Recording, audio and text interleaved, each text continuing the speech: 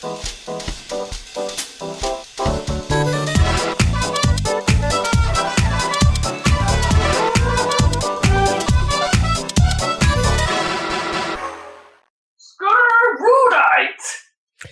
and welcome to the Saladcast on Saturday, the 11th of June, 2016. I'm your host, Dan Train. Joining me today, Zachary Burgess. The Saladcast. It's the Saladcast. That's what I heard. Welcome to the Saladcast. And Robert Kent's joining us too. Eventually. E3. You're way early. This is even closer to the E3 podcast, yeah. But it's like 2 days away. It's pretty For close. us, yes. It's like 2 days away. And also, you have to bring in the old Euro football reference there, That's only E. Sing, E 2016. E. Does it have a proper, is it just, like, Has it does it always have a been full called, name? Is it just the European Championships? Yeah. Or? Is it European? Because everyone's been calling it the Euros. Has it always been called the Euros? The European Championship, sure. Well, but, like, I guess someone at some point just shortened the branding, right? Like whoever the host town was just called it Euro 98 or whatever. Or... Yeah. Like Euro 96, actually, wasn't it? Oh, Wasn't yeah, that It's right, Coming 96. Home? Sorry, it was the World Cup 98, yeah. I get confused. That's right. That was in France, though, wasn't it? Yeah. That particular World Cup. But this Euro is in France. Yes. France. This year, I think. Because I was there last weekend and they had a lot of footballs. And they had a big one hanging under the inside the Eiffel Tower. You're saying the French had a lot of balls? Plenty of balls. They were everywhere. Balls all over the place. That's quite unusual, isn't it, for the French? Indeed. Sorry, get that out of the way. No. We did see like a carnival type deal with a million different countries that weren't French, from like South America and Caribbean, dressing up in crazy costumes and dancing along the street. But some of them did have football themed like hats and stuff and all kinds of crazy crap like that. In fact, they had some kids that had like goals attached to their waists coming out, and then like two balls, like one on either side of their shoulders. I was like, they're two balls flying towards the goal. What kind of sport is this? What's going on? Flying above the goal? Maybe, yeah. Or also, isn't like just wearing a goal around your waist inviting bad times? Yeah. Well, it kind of it was attached to the waist, but then it came out and like it was quite large with a net and stuff, like the size of the kid's torso. So it wasn't over it was over their entire torso. Okay, so there's no like accidental chance of a ball shot. Well, like there's hitting always a chance. There's always, I mean, there's quite a high chance when you're talking football of a shot of a ball, but just of a ball to the ball. Only the same as normal. The ball to the goal balls. Except there were less. Yeah, but the goal is right there. Yes, the goal was right there. There weren't any actual balls that weren't attached to them though, so. I see. Because they were trying to dance the carnival didn't have free balls. No, it did not have very many free balls. It wasn't a free ball carnival. Not that kind of carnival. There's no ball games at the carnival. Indeed. If there were balls, they probably all ended up in the river because it was totally flooded. Oh, really? Yeah, it was crazy. Has it been getting like? Oh, I guess Europe's been getting all the rain and lightning storms, hasn't it? Exactly. We've been getting the remnants. Yeah. Well, it was quite nice weather here in London last weekend, but in Paris it was a bit kind of grey.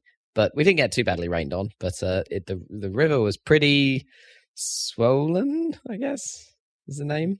Yeah, I think that's how you describe it. Running fast. The banks, or is it the banks of the river were swollen? Can the river itself be swelling? I don't think the banks do they are say swollen. the banks are swollen? Oh, do they? The banks burst. The banks burst. Anyway. But yeah, obviously in the centre of the city, it's like London or whatever. It's like the banks are like brick and concrete embankments. Yeah. So yeah, that didn't really affect. But unlike London, you can go down from the embankment, and there's like a road down there or a path where you can walk along the river, closer to it, and that was totally flooded. You could see road signs poking out of the water and stuff. That was quite cool. Oh wow! Yeah. It was pretty bad. It was the most flooded for 34 years or something. Yeah, it's pretty crazy. But other than that, a good time in Paris. Yeah, not too bad. Nothing particularly gaming related, I'm afraid. Went to this conference for 2 days, which could have been anywhere, but it was really interesting. Lots of good speakers. I got to talk to a whole bunch of guys from Facebook and Netflix and other random tech companies. And a girl from Mozilla, Lynn Clark. She's really cool. She does like explanations of coding architectural stuff in cartoons, like with stick figures. Kind of looks a bit like SKCD style. Yeah, it's pretty cool. So it was cool. And we went on the Eurostar, which now has new trains. So we went on new trains, which is pretty nice. Fancy. I think they're like German, like ice trains. Siemens. Ice trains? Yeah, it's called ice. So they basically just ice the rail in front of it to reduce friction? I think that's the idea, yeah. They have these jets of super gold. Okay, that's legit. All right. No, it's not. Okay. Why would you even think that? I just made that up and you were like, oh, that's not, no, it's just what sounded so convincing. You're in your normal dad voice. It's trying to be There was not even a hint of the normal. Well, I can't see you, so I didn't get the sight true. of the slight Dan smirk. The slight smirk. Okay, is that what gives me away? Clearly, yeah. I mean, none of us are poker players here. I mean, actually, you know what? Zach might be a really good poker player. I don't know what it is in German, but it stands for Intercity Express, ICE. Fair enough. Presumably 3 words that start with the same letters in German. In German? I don't know if they do. Zeg? Wasn't Intercity just a way of saying express anyway? Yeah, but this is in Germany. Like Intercity was a thing in Britain, wasn't it? But was it the 125? Wasn't it? Yeah. Those trains. Yeah. Because it's like Intercity just meant it didn't stop at any of the small stations, and there was therefore an express train. That is true. Like, that's literally what it meant. Yeah, but I think it's a British concept rather than a universal one. Yeah, but I'm saying it's redundant calling it an Intercity Express. It's like, well, it definitely is now. Express. Well, I don't know actually, because now I'm not sure it is. You can say you're going into city, like if you're going from like I don't know London to York or whatever. But if it stops everywhere on the way, it's not an express. It's not an express, but it's still intercity. Yeah, that's not what Intercity means, though. Back in the day, the R route from Norwich to London was branded Intercity before nationalisation. Don't know if you remember that. Norwich is technically a city, so. Before, denationalisation. Yeah. What's it called? Privatisation. Privatisation. Yeah. I suppose it is denationalised, isn't it? Does that work out all that way? Same thing. It's not a national company. Well, now they want to renationalise, don't they? Labour does, anyway. Yeah. Well. Well, to be honest, seeing how everyone else does it. This whole competitive rail thing hasn't worked out for anyone. It hasn't really worked out. And also, like, something happened on the East Coast main line where no one bid for it or something, so the government ran it, and it did really well. Okay. And also TfL, which is all the tube and bus and everything in London, that's sure, which is not for profit. Yeah, that's government owned, and that's really good. So yeah, for me, it makes sense. Well, it's weird because actually no. The more I think about it, like. Japan is private rail. Yep, it is. Like because that's JR and JR East, JR West, and all that. Yeah, and they very specifically want everyone to compete for the space and stuff like that, and somehow that works there. I think they compete, but they've got like the shared systems between them, so it still all works. Well, that's true in Britain, isn't it? Like the track is nationalised, right? That's a whole different company, and then the ticketing systems are technically sort of a different system. Well, they're probably Network Rail or someone. There is this central system. You probably know more about that, but yeah. And then, but in Japan, in theory, that's all like up to them to deal with, and somehow their network still works perfectly. So, what are our guys doing wrong? Have they overcomplicated somehow, or maybe? I really don't understand. Yeah, or is it maybe? It might be that actually that because JR run all of the mainline stuff, and I think all the companies run their own lines completely. That might be it. So like you're on JR trains, you're on a JR track, you're on a JR station, kind of thing. Whereas that's how it used to be, like in the old days in Britain, obviously. Yeah. And then you swap to the metro, and you're on a metro track, and it's a metro station, and it's all owned by the equivalent of TfL, that kind of thing.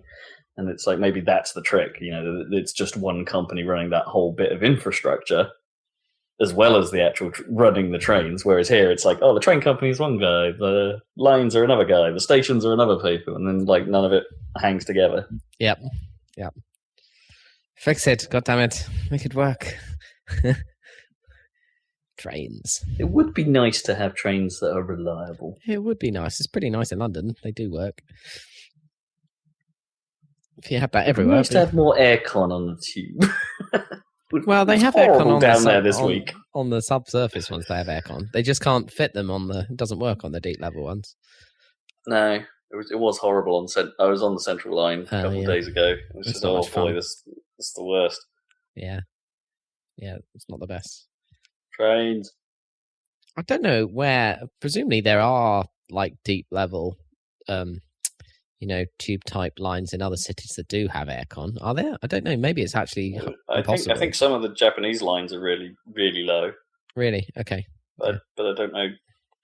But maybe they. I don't know. Because how do you get rid of the heat? Because it's a heat exchanger, obviously.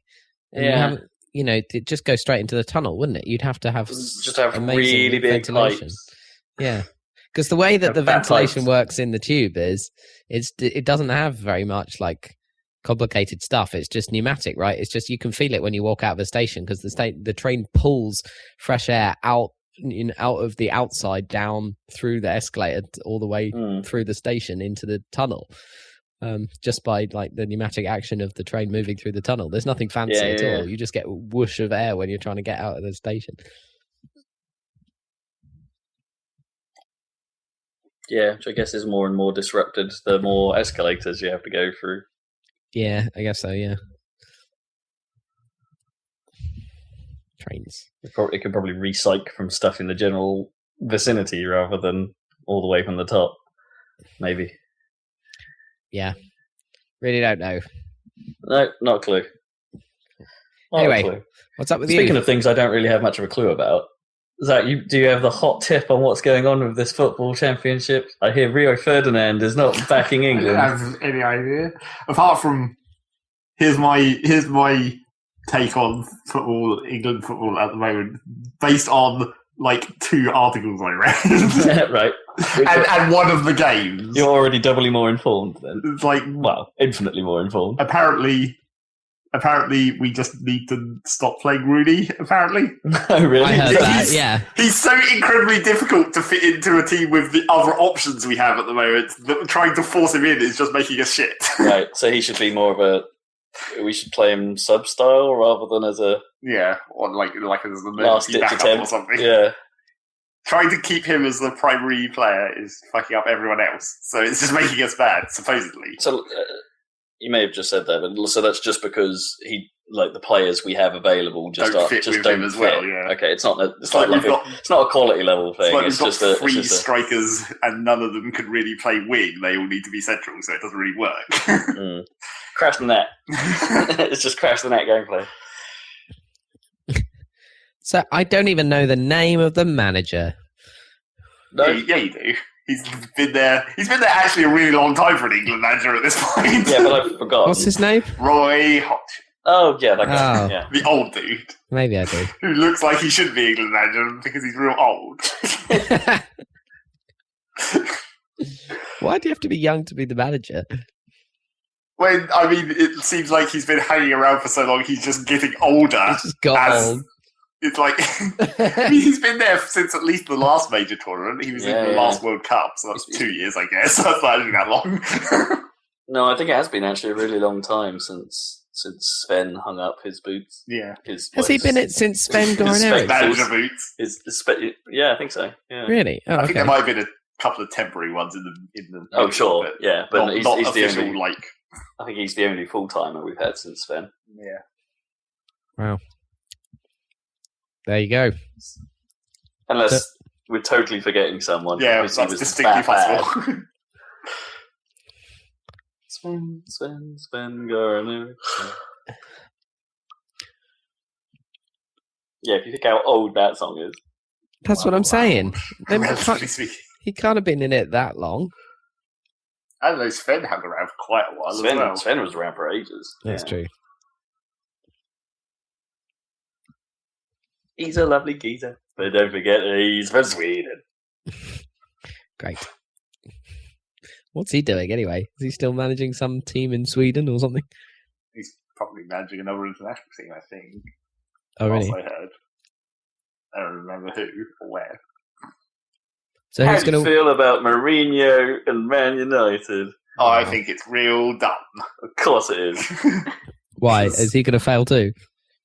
Well, it's just like... Well, he is a... he may be an idiot and come across as a real spanner on telly, but he kind of does know his stuff. Kind of, but it's just like he's like... They've made the classic error of where they're just trying to jam two things together that don't necessarily match that well. Well, yeah, like somewhat. What it is some board member of Man U or like, oh, we need some top-notch manager. Exactly. Who's going? I don't know. We'll just get that Mourinho chap in. Like he's available. He's and worth a lot of money. We've got a lot of money. We'll just pay our way out of this, right? It's the Man U way. Well, it's all the top clubs' way. The Mancunian way. Money. I don't think it's going to work for them, though. We'll see how long he lasts. It's not all about money, though. Leicester. Yeah, exactly. Apparently. They should look at Leicester and be like, well, what did they do on the cheap? So that's your football minute from Not a minute at all. Do you actually watch the international games, or do you care more about the little league not games? Intentionally. Well, I'll watch a few of them. I don't know. I'm just saying Zeg, because you're the only one that watches Match of the Day. Like, well, the thing about the international games, like the Euro tournament at the moment, is that half of them are on ITV, of course, because they have to split the coverage. And I really can't be asked to sign up for ITV Player. So iPlayer, I can just go to it, and that's fine. Would you not just having a whole other step is just like, fuck that shit. If you've got like a telly in your house, it's like... Yeah, other people use that telly. But they not want it to watch football? Not always. Okay. Not the dumb matches that I'd like to watch. No, sure, I guess. The dumb matches? The thing is the matches can't be as dumb in Europe, right, compared to like I don't know, the world. There's still some quite bad teams even in this stage. It is, yeah, okay. There are a lot of places you never thought would actually have a football team, but who's in England's group? Like Russia? Yeah, well, that's our first game. Wales, nice. And someone I forget. So, will we make it out of the group? Maybe. Yeah, maybe. I think we'll definitely get through this group. But bloody hope so. I don't remember. I don't think I've ever seen Russia play football. Yeah. You think? I don't think so. They've been in several of the last major tournaments. The last Euros, the last World Cup. What they're not terrible. They're not like they're not like one of the real shit countries. They're just like average. They're like a South Korea. Maybe slightly better than South Korea. I thought South Korea were quite good. They were for a while. Right, okay. But it seemed like more like a one-off. It was basically when it was their home tournament, wasn't it? They did really well in that one. But then they never recaptured the magic. Brazil didn't do very well in their home tournament. Lol. They did really badly. Very, very badly. That was so funny. Yeah. What was the shocker match? Like a good 5-0? Germany, yeah. That was 7-1. Oh, 7-1. Oh, that was it. Jeez. Yeah. Man. I don't even know how that's possible, man. It's Brazil. Yeah, they played really badly. And to be fair, Germany did play really well, but it was all kind of, I don't know. Who's going to win? Yeah, Zeg. Don't ask me. Germans again, because the Germans. Yeah, really. Yeah. There's not really. Well, the trouble is, how are the Dutch? they're not in. They're out of the group stage. What? They didn't make it. Wow. That's one of the reasons why it doesn't seem like there's much competition. Because normally you think of the Dutch, it's like Netherlands, France, Germany. That's it. Spain, I guess, and Portugal. Spain and Portugal are worth watching. Yeah. Maybe Italy, but not. And they haven't done well in the recent years. Yeah, not so much Italy. The Greeks sometimes do all right, don't they? No, They did again. That was their home. Or was that a really long they time did ago? really well, and then they've been shit ever since. Okay. Yeah. Also, they don't have any money to spend on football. I guess. But then they can focus on homegrown talent. They don't have homegrown talent because they can't afford to pay any players to be in their own football clubs. Probably, I don't know. Training or anything. Here's my not kitchen bitchin'. It's more like home news, Household I guess. bitching. Okay. But it's not bitching either, really. Okay. It's just like things that have been happening. Household update. I was trying to think of a word a bit like bitchin' or beef that rhymes with house. I'm really struggling. Yeah, like, I think you're right. Here comes your house grouse. Yeah, exactly. That's literally What the only the one. fuck? This bird I'm pretty sure we already came up with that already. waddles up like the stupid famous grouse adverts, except it's got like windows for eyes or something. It's got a chimney or something. No, surely it's just wearing uniforms and a wrench, and it's about to plumb the crap out of your home. It's the house grouse. Go on then. What's Because the that's house exactly what you grouse? should do, actually. That's a real good description of plumbers. They plumb the crap out of your home. You don't say. They do. It's true. So the news is that we're advancing up the Sims/SimCity wealth scale. Right. We used to be at trampoline stage, Yeah. backyard trampoline, It's just, yeah. that Oh, you yeah. see all the time in SimCity. We've got the next step up. Do you know what that is? Can you work it out from the SimCity/Sims SimCity wealth 4. scale? Is it a tennis court? No, that's like another two Swimming steps pool. beyond. Yeah. Close, but not quite. Shit. It's slightly Pond. lower down. Pond. We already have a pond. Oh, yeah. Oh, yeah, no, I haven't seen it. That's the thing. No. Like, What's between those two? a monster truck. That's right. What's that got to do with SimCity? All the Sims. A house party. I don't know. I can't remember A really, far enough really back. big barbecue. No, it's not a barbecue. That's your one. I don't know. I think barbecue's probably below trampoline, Yeah, even probably, though technically barbecues are probably well more expensive than trampolines on average. About the same, probably. No, Go on then. the answer is hot tub. Oh, sweet. Ah. You're right. Okay. I'm a real sucker for a hot tub. That I makes don't know sense. why They're so relaxing. they're so. The trouble with hot tubs is like, well, I guess like I've never been in a situation where I've had to know anything about how to maintain a hot tub. It's not a very British thing, is it? A hot tub. No, which is why it didn't happen until Mum went to America and discovered Oh, I see. how much How how awesome. much she enjoyed hot tubs. How awesome hot It was tubs like, are. well, I guess we're getting one of them now. They are pretty awesome. I haven't been in a situation where I need to know about hot tubs, and therefore I haven't been in a situation to know about hot tub maintenance. But like, the trouble with hot tubs that everyone knows is they're real gross. Sure. You're like sitting in a bath of warm water that preserves viruses and bacteria for a very long time unless you let it cool and disinfect it. And I assume there's some kind of maintenance protocol for that where it's like turn it off for a long period of time so it cools right down and then drain all the water and clean it out and then refill it. Because it's not like you put chlorine in it or anything. Oh, do you know? Like well, I assume you don't, but maybe you put some in. I thought you put something in it. I mean, presumably you do. I guess in fairness, like when I normally go in a hot tub, right, I'm going to a hot tub next to a swimming pool, right? Like it's in like a hotel Yeah, spa exactly. or something like that. And you don't know anything about how it actually is maintained No, when no, you're not there. It's just always on. Well, it probably is using like the swimming pool water, is my guess, because Maybe. it's just right there. No, Yeah. I don't think hot tubs normally don't have much of a chlorine smell. I honestly don't. But then again, I'm in a room with a chlorinated swimming Oh, pool, yeah. so like it doesn't really help. I mean, I think that heating it up more than swimming pool temperature would actually like drive the chlorine out of the water. It might actually be Oh, bad. right, I see. Yeah. So yeah, I don't know. I'm sure they've Hot solved tubs these are kind of problems. gross. They can't be that gross because the whole point is that they're not, right? Yes, they must be defense against it.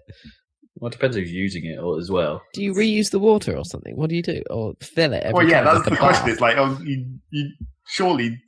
Well, considering it's an outside hot tub, presumably you put a cover over it, but then do you Do you just fill drain it for the some? water? Yeah, you got to drain it at some point. Yeah. I guess you fill it for summer and then Well, no, it depends when you want to use it, really. Do you want hot tubs in summer? Do you want hot tubs in winter? Well, yeah. Does exactly. does it just require like a seasonal refresh, like every few months? Just give it a complete flush. So. I don't even know how you do it if you own a pool, right? Like, or does it just? Do you drain your pool? Like, well, in pool, it like pumps, it cycles through the pump, doesn't it? So you can theoretically like keep the water, but keep it out by just like outputting the output of the pump to the drain, I suppose. It's like I know running a pool, and I know like is quite an expensive undertaking, like, especially if you have to drain it and stuff like that. But it's just like, how much does it cost to fill a pool? Is where my brain goes. The cost of water, not that much. Because it's a lot of water, though. It's a lot of water, but water is cheap currently, still, relatively speaking. What's what I mean? Relative. It's like relative to having a shower and flushing the toilet, sure, but like just no. Just think of a bath, and then think of a small pool. And it's like, I don't know, 50 baths. Yeah, no, way more than that. Way more than 50 baths. No, volume-wise, it's like if you can lay down and fully submerge yourself in a bath. How many people do you think you can fit in a small bath? A hot tub is probably 6 to 10 on its own. That would depend on how big a hot tub. I don't know. I'd call it more like maybe 6. Yeah.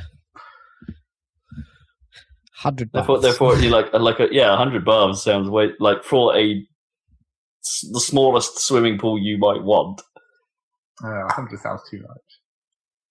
Well, you know, I mean, 100 baths with the amount of water you would actually put when having a bath, I think is what I'm getting at. Not like if you were to like full bath. Because you can't fill most baths full because it goes in the overflow and stuff like that. And that's what I'm talking about. I'm talking about to the overflow. That's how much water you put in a bath when you're having a bath. Because if you're not doing that, you're an idiot. I don't do that because I use as much as I need. Well, in fairness, I don't take baths. Yeah, that's one of the reasons why I knew that would be the case. You don't have it's a problem for me because I'm tall. But it's just like I need the maximum amount of water because I still don't get entirely underwater when I'm just sitting in a bath. So I'm constantly having to change position to soak different parts of me.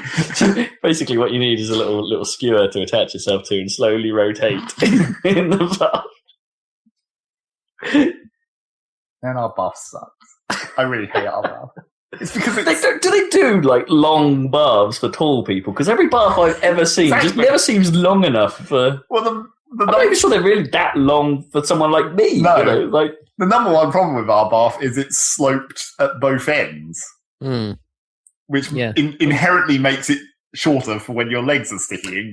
But also very romantic. Yeah, exactly. I'm not sure why you'd want to put two people in a bath like that. That's just painful. It is it's uncomfortable. At least with that bath where it's sloped at both ends, the taps are usually on the sides. You don't have one person jammed up against the taps. Yeah, that really sucks. Yeah, no, that is the worst.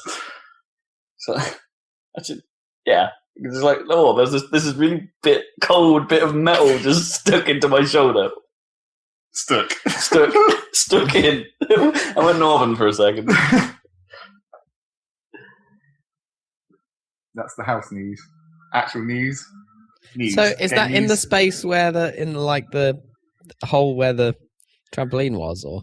No, it's going on what used to be the bottom of the shed. The concrete that the shed used to be on got turned into a raised patio, and now we're taking all the patio stuff off there and just putting a hot tub on it instead.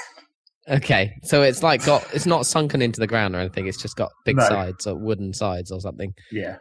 Okay. So was that your home bone? Yep. That was the home. The home bone. The home zone. The home zone. The house in which grouse. You had a bone to pick. The house grouse. Okay. Home bone's the closest I've got to making it work because people have a bone to pick. Therefore, you have a bone about your home. It's the home bone.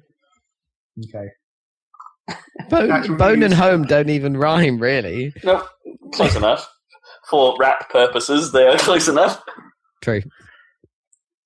For segment titles, they're close enough. It's time for the news. What's going on? Well, apparently, I'm leading a double life as a go-karter / soapbox enthusiast. Okay. According to the ladies behind the counter at Asda Pizza. Okay. Because like I'm there enough to the point where they sort of apparently they saw me in the news, or someone that looked a lot like me in the newspaper, and it's like, oh, you don't do go-karting or soapboxing or any of that stuff, and I'm like, no. It's like, oh right, we all thought it was you in the paper. Nice. Okay. It's more funny that they know you so well. Yeah. As the pizza department, Ipswich branch. Absolutely. So that's my family, man. Yeah, your other family. My cheese-based family where nobody knows your name. And they're always glad you came. Well, I'm not sure about that. Because that means I'm giving them work to do. That's true. They're probably hoping you turned up at a go-kart or a soapbox race. Pizza me. Get pizzed. What, are you looking through your phone or your iPad now at the start of the news segment? Why are you doing that? I thought you already had all of these. Time for news. Or do you need your notes? I need Can you the not notes. remember the note? There's quite a lot of notes. What's going on? Let me start with the rumours that I saw, which I really didn't bother actually looking up actual news. Should we do corrections first? Oh, do we have to? We have a single correction. Okay. It's not really a correction. We didn't know, but it was revealed that Respawn's Star Wars game is going to be some sort of third-person action game. Yep. Like I thought we said that. Well, we were speculating whether they would go to Titanfall or whatever. Yeah, whether it was going to be an FPS or how it was going to, like if it was in Respawn's wheelhouse, what it was going to do, like with Battlefront already being a thing. Oh, yeah. So we didn't know, but it turns out, it was actually revealed that it was going to be third-person action of some kind. It's going to be like 1313, but, different. Pretty much, yeah, by the looks of it. And also, missed news. Speedrunners came out of early access. Well, it wasn't. Did we talk about playing it at some point, or did we not talk about playing it? No, we didn't. We didn't mention it at all. Because I actually ended up playing it when it came out of early access and gave it a run through the story mode. Yeah, and stuff like that. And I just totally forgot I'd done that. Well, maybe you didn't forget. Maybe we ran out of time. That was probably another one of those weeks. Yeah, but yeah, that happened. It's now version 1, I guess, or whatever. Speedrunners. It's no different. Well, like really, well, they just polished. Yeah, well, there's some stuff around the edges. There's some menu stuff along the side. There's some more music and stuff now, which isn't as good as the original music. No, the original track is still the best. Yeah, clearly. I do wish there were more official courses in it, because how you get it to do other people's downloaded courses. I'm not even sure how you do that on the matchmaking side and things like that. A few more levels might be fun to keep everyone as confused, rather than knowing the course. I don't know. There's something about that game where you don't know what you're going into, and then figuring it out as you go. Like there's some bits where once you know how to do it, it's actually more interesting that way to be like, who's actually good at it. Who's going to take the risk, yeah. I guess. To a point. It's like, you need it sort of obvious enough that you can do it. Yeah, anyway. Speedruns. Proceed with your news, your rumours. Well, the ones that I saw... I only saw this morning, but there's I'm confused about because I didn't actually look at the story at all. I just saw a couple of headlines as I was scrolling past on something else, and it was like, well, that seems weird. But I saw a thing that suggested. So apparently this one is more concrete, but they're probably doing a remastered Skyrim. Yeah, I heard this. Well, we sort of talked about that, didn't we? Before, we thought that's what Bethesda might have. Well, that was our rumor at that point. We didn't even know anything. But no, we didn't know anything. More some people have been saying that now. People love which Skyrim. Is I don't know. It's kind of dumb because come on. But it's a little bit dumb because they're going to remaster it before the next game is done. Well, yeah. But then the other thing that I saw very briefly was someone that seems to be suggesting that Elder Scrolls 6 is actually going to happen as an announcement. Do you reckon they'll both show and they'll both be launched together, as a sort of? But you'd hope they won't launch those together because otherwise one will severely cannibalise the other. Or would it be an Infinite Warfare and Call of Duty 4 pack-in? Wow. Nah, I reckon I don't think they'd want to give away an entire 120-hour game with their other 120-hour game. They probably announced they're not giving away a new one, right? don't you think they'll probably announce the new one and then say, "Oh, it's like next year or something, or quite a while." Yeah, but in the meantime, here's like remastered Skyrim. That sounds likely.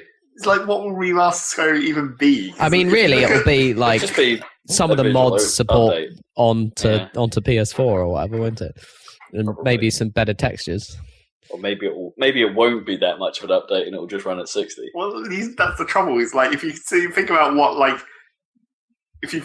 what they can do to Skyrim to make it better, you logically you just think, okay, what's the next game that's still in that same engine that's better? And it's Fallout 4. Fallout. That's not actually better. That's exactly the same. It's like they haven't actually improved their technology virtually at all between Skyrim and Fallout. Apart from Fallout just looks nicer because it's a better visual engine, if nothing else. Well, that's all they'll do then, won't they? They'll just make it look nicer. But they're not going to fix it, are they? I don't think they can make it look better inside that engine. It's like they've reached the limit of how good it can look. With Fallout 4? And Skyrim, Fallout 4. And they'll only bring it up as far as Fallout 4. They're not going to go further than that. No, not on a remaster. I don't think Skyrim... Because Fallout is still creation engine, right? Everything that Bethesda have done for ages is still creation engine. But I don't think Skyrim looked worse because it was older. I think it looked worse because it was just the aesthetic of Skyrim. It's like Fallout 4 has more colour and stuff because that's the world that they made. Not necessarily that the Skyrim wouldn't have been capable of having things look nicer. I don't know. Like Skyrim running in the Fallout 4 engine would, you could make that pretty lush looking, right? But all you need is some very green trees, a nice blue sky, and some light rays. Yeah, but that's not what that world looks like. Well, the whole point of Skyrim is meant to be the snowy north where it's all crabby and. I guess for Skyrim, that's true. Yeah. I was thinking the other Elder Scrolls games where it's a bit more, a bit more green. And that'll be the question about if they do announce 6. It'll just be like, is it really time for a new engine? For Christ's sake! No, they're going to be I reckon, like for this generation, they're probably going to continue working. What for this generation? It's a last generation engine. I know, but they've already. There are no new engines. I don't think they're going to want to. No, there are no new engines anymore. Everything's built on something. Well, sure, but they should use one of those, not their own bullshit that's crap. Yeah, maybe. Like, just imagine if they could steal, like, Rockstar's engine or something. You could argue that Rockstar actually are the ones that, the Rage engine might have been built on Euphoria, but they had a new engine it was enough of a step. For GTA 4, but they haven't had a new engine since. That's like a decade plus, isn't it? Yeah, but they call it the Rage engine now, right? Yeah, it's not running on Euphoria, but yeah. The thing is that their engine is actually pretty good. Yeah, their engine is pretty great. Yeah. It certainly is in a good state now. Can't wait to see Red Dead. Oh my god! Oh my word! If that's true, and we are going to see it, I mean, Rockstar have actually booked in at E3. Like, it's definitely true. There. Well, how much they show, I don't know, but it's definitely happening. I mean, there was someone from Rockstar did an AMA a while back, and someone asked, like, what games are you working on? And he just said, really, dumbass, really, 2. So people have known for a while. Plus the map leaked as well, which seems to be fairly legit. What does the map show? That's the question. Well, it shows part of the old map plus a whole bunch more in the top corner, top right corner. So it's like the old part of the old map's in the bottom left. Yeah, it's got like a whole kind of Colorado type zone above mountain stuff and more kind of. And I think they think it's a prequel, which makes sense because the last game was set towards the real tail end of the West. So yeah. And then they run into the same classic problem of all these games where it's like the technology is worse in the earlier times. It's the old classic. I mean, in the West, you could get away with it where it's just like everyone has technology 6 shooters anyway. So it wasn't moving fast enough for that to be a problem. There would just be less of the in Red cars Dead, and brick buildings. In the first Red Dead Redemption, there was a car, so they won't have that. And also, it shows, because in the original game, Blackwater had obviously you arrived from Blackwater on a train in fact you got on a train from Blackwater to Armadillo, didn't you? But in the new map, Blackwater is on there, but there's no railway line there yet. So it's like... Oh, but that means no train heists. But there are trains in the other parts of the map, so it just hasn't reached that far west. Right, yeah. So perhaps that'll be part of the story that the railways are being built, which makes sense. That is a kind of western thing. Actually, yeah. Does that mean they're going to go... I don't know, is it like a slave labor route or something? Like there'll be some storyline about like free these people or... Why are you surprised that might be a thing? I mean, that seems pretty obvious. Seems likely, but that's just... I'd say because there could be some real neat stories. Yeah, there could be some awesome stuff. We'll see. I hope they show some gameplay and not just a trailer. But they don't usually do that, actually. But they do really good trailers, don't they? In-engine trailers for like GTA. So I'm sure they'll... Well, no, what Rockstar normally do is make a big hype and then release 6 screenshots. Yeah, I know. So I hope and then make a trailer that doesn't show you what you actually do in the game. Yeah. No, Rockstar don't do gameplay trailers. They probably will do that, and that'll be annoying. But I'll still be hyped because the game is going to be awesome. So. It should be amazing. Well, fingers crossed. Let's hope it's amazing. If it's like if the first one came out as it did, with as troubled a dev cycle as it did, and if this one has had a good cycle, then it can only mean good things, right? Seems like they figured it out with GTA 5 anyway, and hopefully that will have gone across the pond to San Diego office. It's just a question of will it come out? Won't have the bands. Will it be on PC day and date? Otherwise, I'm going to have to buy a console. Doesn't seem like it will be day and date if no, because they don't do that either. But I don't reckon it'll be that. I don't reckon it'll be that far behind this time because, like with GTA, Red Dead Redemption never came out on a PC. Well, no, because as it turned out, there were technical reasons, right, for that. Because it was fucked. But with GTA 5, the only reason it was delayed for PC is because they were bringing everything up for the HD versions on the consoles, for the new consoles, as well. And they wanted to release that version. Because this will probably be next gen only, right? Then it's going to definitely. Then the delay or the requirement for delay should be less. Like, they may be a bit of a delay while they package things up because the PC can obviously handle way higher detail than the PS4 version, so they may delay things while they figure out how to deploy that. But that's going to be so awesome. Oh man. Anyway, we'll get to it when we actually see it. We'll talk about it next time, hopefully. Yeah. Stuff to look forward to, though. In other sort of, I don't know who's showing what news, I guess. Ninty are bringing other stuff to E3, not just Zelda, but it's a very small list. So there will be booths,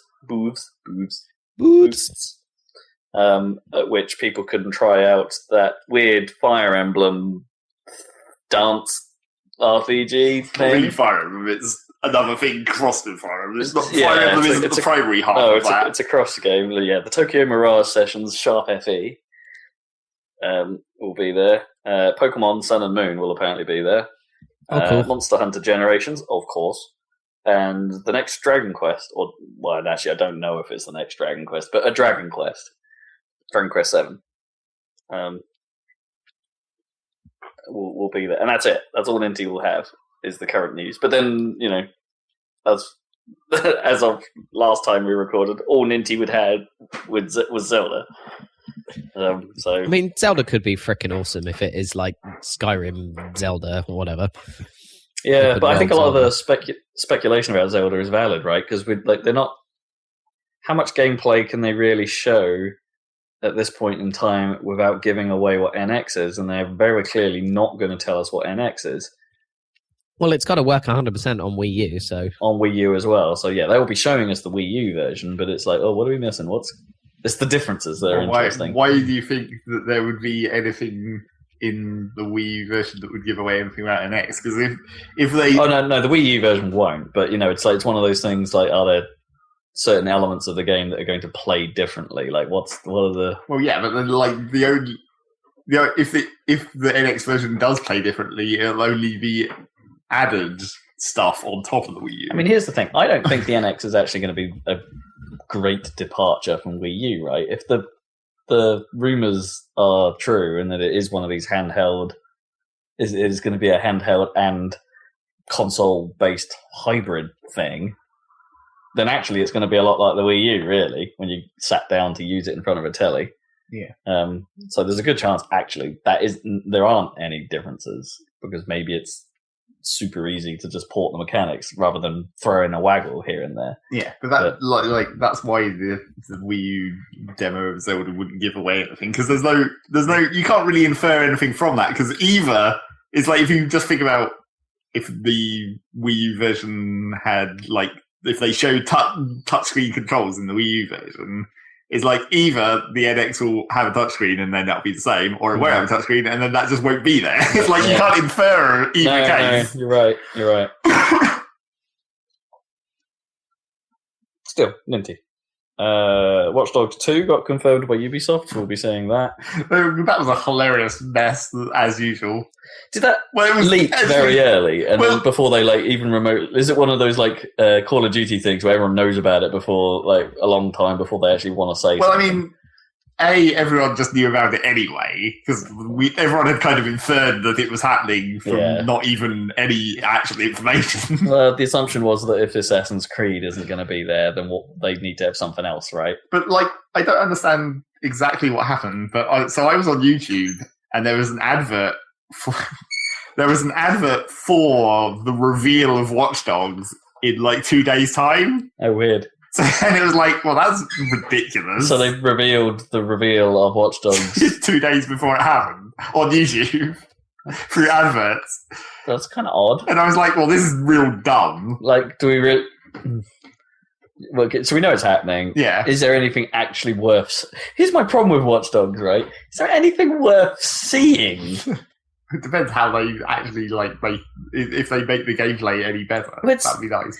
The problem is that it's not necessarily that interesting to just look at, right? Unless you're going to show gameplay, well, just a story trailer. Well, it's just The Division. Going to be interesting. It's just like The Division, where you're just showing dudes walking around in a city. No, it's gameplay though. I thought they were showing gameplay. I thought I'd seen. No, but gameplay. I mean, if you're going to trail it, right? They will do a story trailer, right? But that's just going to be the most. They always do with everything that they do. It would just be the same it's as just the last be... Watch Dogs trailers, right? They'll talk about how, some oppressive government control and hacking and stuff. Yeah, and all I'm saying is that's really dull. It's at least with an Assassin's Creed trailer, they can do some stuff to set up the environment, set up the new city, set up the new characters, stuff like that. This, maybe they can do set up... is it Aiden Pierce? No. Again? Okay, so they've got that at least. But then everything else is just hacking in a city, right? That's no different from virtually any game trailer that's of a series and stuff like that. It's just there's only so many different ways you can make people climb out of a helicopter in a military game. They always do it, and it's just look at these dudes climbing out of a helicopter, and it's that's just another helicopter and another 4 dudes. Surprise. I don't know. I think I sort of know what you mean, but at the same time, there's just more than any other IP out there at the moment, this just strikes me as going to come off looking dull. What about all the Ghost Recon trailers and stuff? It's how many different ways can you take down a bunch of drug guys? Well, that's a good point. Actually, sorry, that looked really good. I want to play that. That looks awesome. Yeah, but those aren't. They haven't been done that terribly, that because it has that trick. It has that you can do all these things in these different ways, and that is the whole point. Well, in you that don't know game. what the trick of Watch Dogs 2 is yet. No, sure. I mean, presumably it'll be hacking stuff, and they'll probably show a bunch of interesting ways to hack things. Maybe, how they did Watch Dogs 1, where the bullets come off, and if you crash into them, or you hack the traffic lights, they all crash into each other. But there's not interesting ways to hack things. It's just press a button and thing happens. It's that's not interesting. What the whole point of that game is. But it's not interesting. It is. That's the visual part of, if they showed a guy holding a controller and pushing A, that wouldn't be interesting. But they're showing the interesting part of that process. They're showing the things that happen after you've caused it to happen. But in the last Watch Dogs game, that wasn't even interesting in gameplay sense. You just pressed a button and something happened. Yeah, but it looked nice, and that's what trailers are for, looking nice. I don't know why you think this is such an incredibly difficult thing to trail.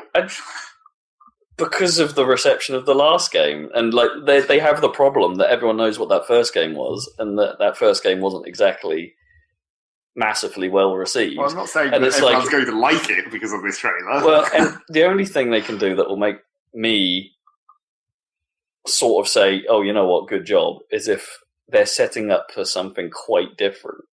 And it's I don't necessarily mean in terms of setting or in the world or any of that stuff, but it's got to look like they're going to do something mechanically quite different. Otherwise, it's just going to be an Ubisoft game, and who cares? They're going to do that either. They don't. They make a series, but that's what I mean. Always the same. They're not. I don't think they're going to do that, and that's dull. That is the point. It's not a problem with Watchdogs 2. It's not even a problem with Ubisoft. It's a problem with every sequel ever. I think because to correlate my theory, Gears falls into this. They could have done something with it, but they showed us something quite dull. You know, it's like they didn't. That was a real bad reveal, right? And yeah, but for some reason, I feel that that's the way that Watch Dogs is going to go. I think that one, like the Gears of War thing, they just actually chose to show off a dull bit of level for some reason. Like the last two Call of Duty reveals, yes, they have the problem. Story. Yes, like the Call of Duty ones, yeah, they must have a real hard time doing a military game reveal, right, and making that interesting. Yeah, because it's always the same thing. But Black Ops 3 and Infinite Warfare were both terrible, terrible variants of that. They were just they were badly put together trailers and were dull, despite the fact that Infinite Warfare was trying to go, hey, look, space. It's like I don't think Infinite War was that bad. I mean, it was like... It got better towards the end. Its opening 30 seconds were terrible. But then when they did start showing space and trying to do, or here are the emotional story beats of someone walking along a wall of dead soldiers or whatever, okay, they're starting to bring you back in there. But that's not gameplay. None of this is gameplay. We're not talking about gameplay. They're not going to show gameplay really in the trailer of Watch Dogs 2, I'm sure. I just don't think a story trailer for Watch Dogs can be interesting. I'm just watching some gameplay of Watch Dogs 2, and the parkour stuff does look pretty cool. Okay, well, that's just like the Assassin's Creed engine at this point. Well, no, it looks smoother than Assassin's Creed, to be honest. Yeah, it looked kind of cool. Anyway. Anywho. I'd quite like to talk about that Ghost Recon reveal as well, actually. I hadn't thought I would... that actually kind of appeals to me. It's not exactly a reveal at this point. We've known about it for an entire year. Yeah, but that trailer I thought was pretty good. Was not bad. It got me interested. Yeah, I mean I you know me. I like job with marketing a game that might not be all that. I don't know. All that interesting, or all that good from my perspective. But I always like Raw. Ghost Recon games or whatever, or the later ones. Anyway, the 360 that's why this seems better, is because it's more like those old games. Where it's like you have the choice of approach and stuff. Have they actually shown any footage of this one, gameplay? No. Well, the trailer is gameplay footage, isn't it? It's from in-game. I wouldn't say it's gameplay footage. Yeah, it's not gameplay. I would call that rendered in engine, not gameplay. No, fair enough. Yeah. I haven't seen that yet, but hopefully I'll see that at the show. I'd be quite excited. Well, you know me, I like hope so. After an entire year, they're probably due to actually release it. Having played Metal Gear doing a sort of open world plus stealth, I think open world plus the kind of tactical shooter thing could work. My only thing with that is I really hope that it is a Ghost Recon game, right? That they haven't tried to move away from that. Because it has been a really long time since we've had a proper Ghost Recon game. It has, I mean, Graw and Graw 2 were probably the last. They're a long time ago, yeah. Good. I want to see the diamonds. That bit of that UI work that was there before. I want to see scouting ahead and plotting where everyone is, and then having to think of a plan and then execute it cooperatively. That's what I want from Ghost. Ghost Recon was always a co-op game, but they were always in some ways the weakest parts of the last few. And it's I really hope they double down on that and double down on the things that made the last ones good at that. But I have no... maybe all this comes down to I just don't really have faith in Ubisoft these days. I mean, the trouble is that they're putting the idea of this... Well, they keep showing all the different ways you can take out these drug cartel guys in this base. You can do it stealthily, or you can go in guns blazing and all that stuff. And that's fine. White hat. It's that's great. But you're basically showing one warehouse which is situated in an open world, and the open world part is the bit that's going to be the problem. Because tightly designed single warehouse encounter, that's probably good. But all the other bullshit that makes up an open world, that could be where it goes horribly wrong. Could be, yeah. But then, I guess the nearest thing we have to what Ghost Recon might end up being is, and this may come across as slightly odd, but that latest Hitman thing, right? I have a feeling they might play it in a similar way. And there's like, here's a scenario. There are a million ways of doing it. Have some fun with it. Well, sure, and then maybe they'll have user-created challenges. But then why would they jam it into an open world in that case? Surely the idea of the open world is they want to make a whole bunch of encounters, and then the quality of those encounters will therefore be lower. Because they can't spend as much time on each. Yeah. Because they've got to fill up this whole open world. I mean, they might. That's still a very Ubisoft possibility. Yep. Open world everything. All their games somehow have become open world. Was that one of the few trailers that didn't have a zoom out and then show, you're actually in the same window as all these other players? It zoomed out over them at the end, and it was like, look at all these drug. I mean, it didn't show other players; it showed drug targets. cartels. Okay, right. But it's essentially the same thing. Well, it's a little different. It's not like everyone's connected. No, I mean that would make sense for a Ghost Recon because you're like a small squad, and it's meant to be like behind enemy lines type stuff. So it would make sense to have a whole shit ton of random squads all over the place. What my mind is pondering this is I should be excited for Watchdogs, right? It's like I haven't played the first one. Like I have to make that perfectly clear. I have it, but I haven't got around to playing this it. Gameplay footage makes it look pretty all right. Well, maybe I'm hoping it'll be like Assassin's Creed 2, right?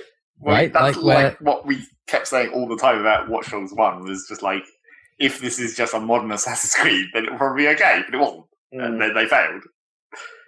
So is it now just in the modern Assassin's Creed? Did they realise that all they need to do is just make more fucking Assassin's Creed? God damn it. I still think Assassin's Creed is viable, but they just need to take bigger gaps between them and make that's what they're doing, isn't it? Yeah, and make each one more interesting. And for reports, the last one was actually a pretty good one.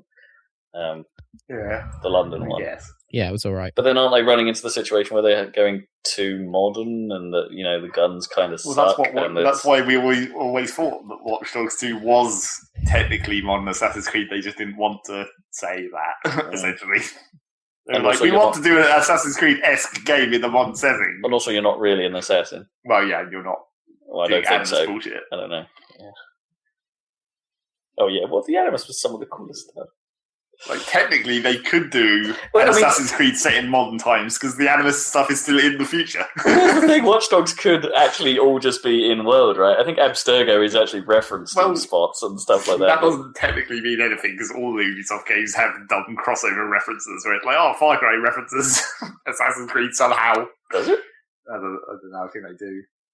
It's just like how it was in, I think it was like Saints Row and stuff, where it's just like they all reference each other subtly with like names of companies and stuff, but it's not necessarily explicitly meant to be in the same world. It's just in Assassin's Creed they have this convenient overarching excuse where if it does turn out to all be in the same world, it's like, it was the Animus all along. There's a lot of Alan Wake references in Quantum Break. That's all I'm saying. Reference your last game.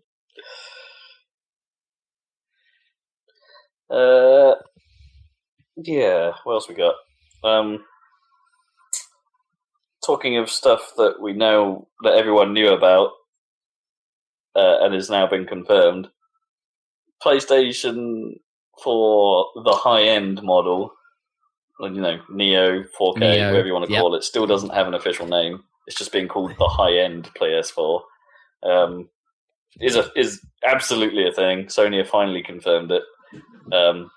But they've also confirmed we're not going to be seeing any of it for a while. Okay. So it's not going to be shown at E3. There's not going to be any Neo mode games shown at E3. So no one that could obviously buy a PS4. That could be a lie. We could. Well, yeah, that could be a lie. We could see trailers running in Neo mode, right? Because that happens a lot. Maybe, I don't know. So if Sony don't want to talk about it yet, they might not call that out. I mean, you wouldn't see gameplay footage. I don't know. Who knows? Like when you see an early trailer, who knows? All bets are off, right, as to what it's actually running on.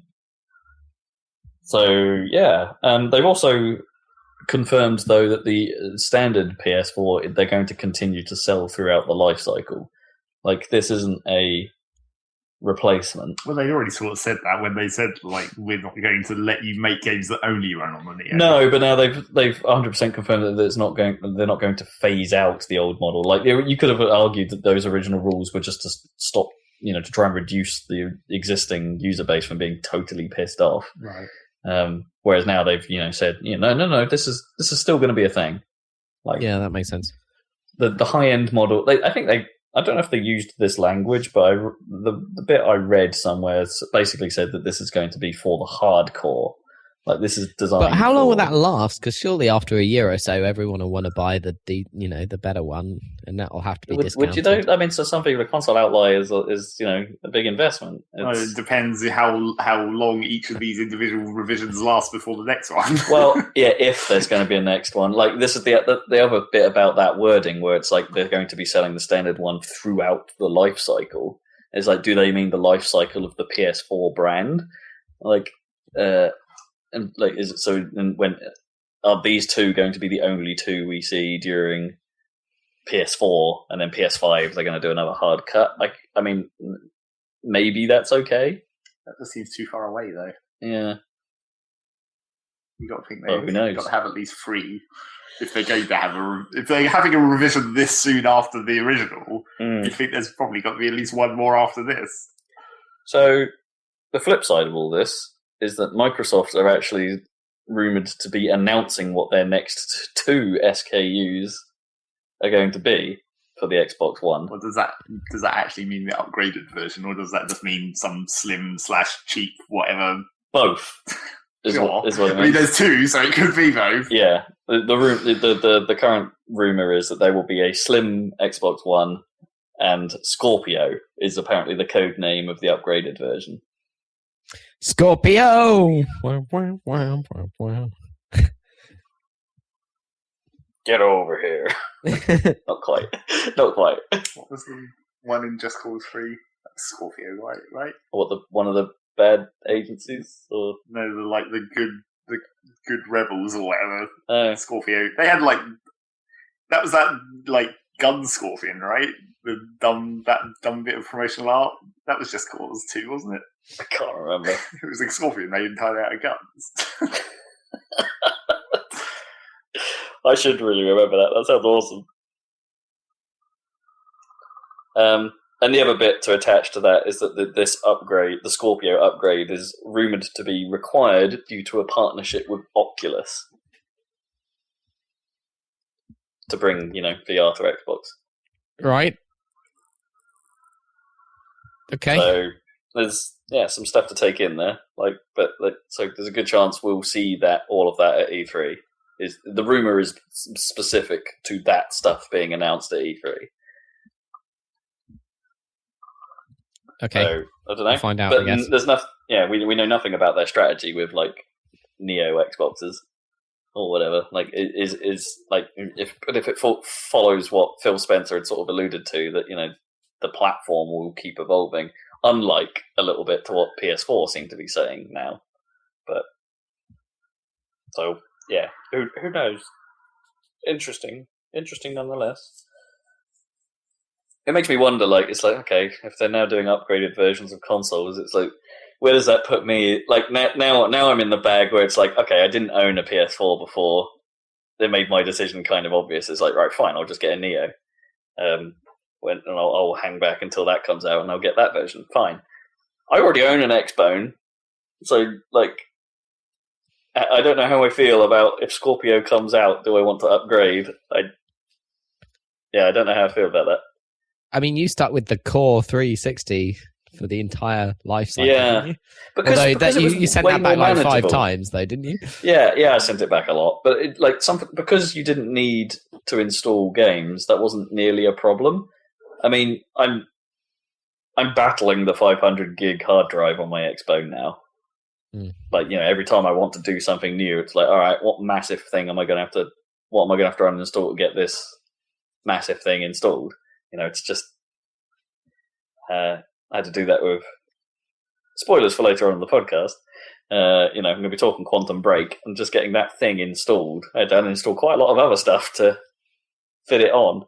And it's just if the new versions came with a 2 or 3 terabyte hard drive, maybe that's enough to sway me. It's a pain. We shall see. I mean, yeah.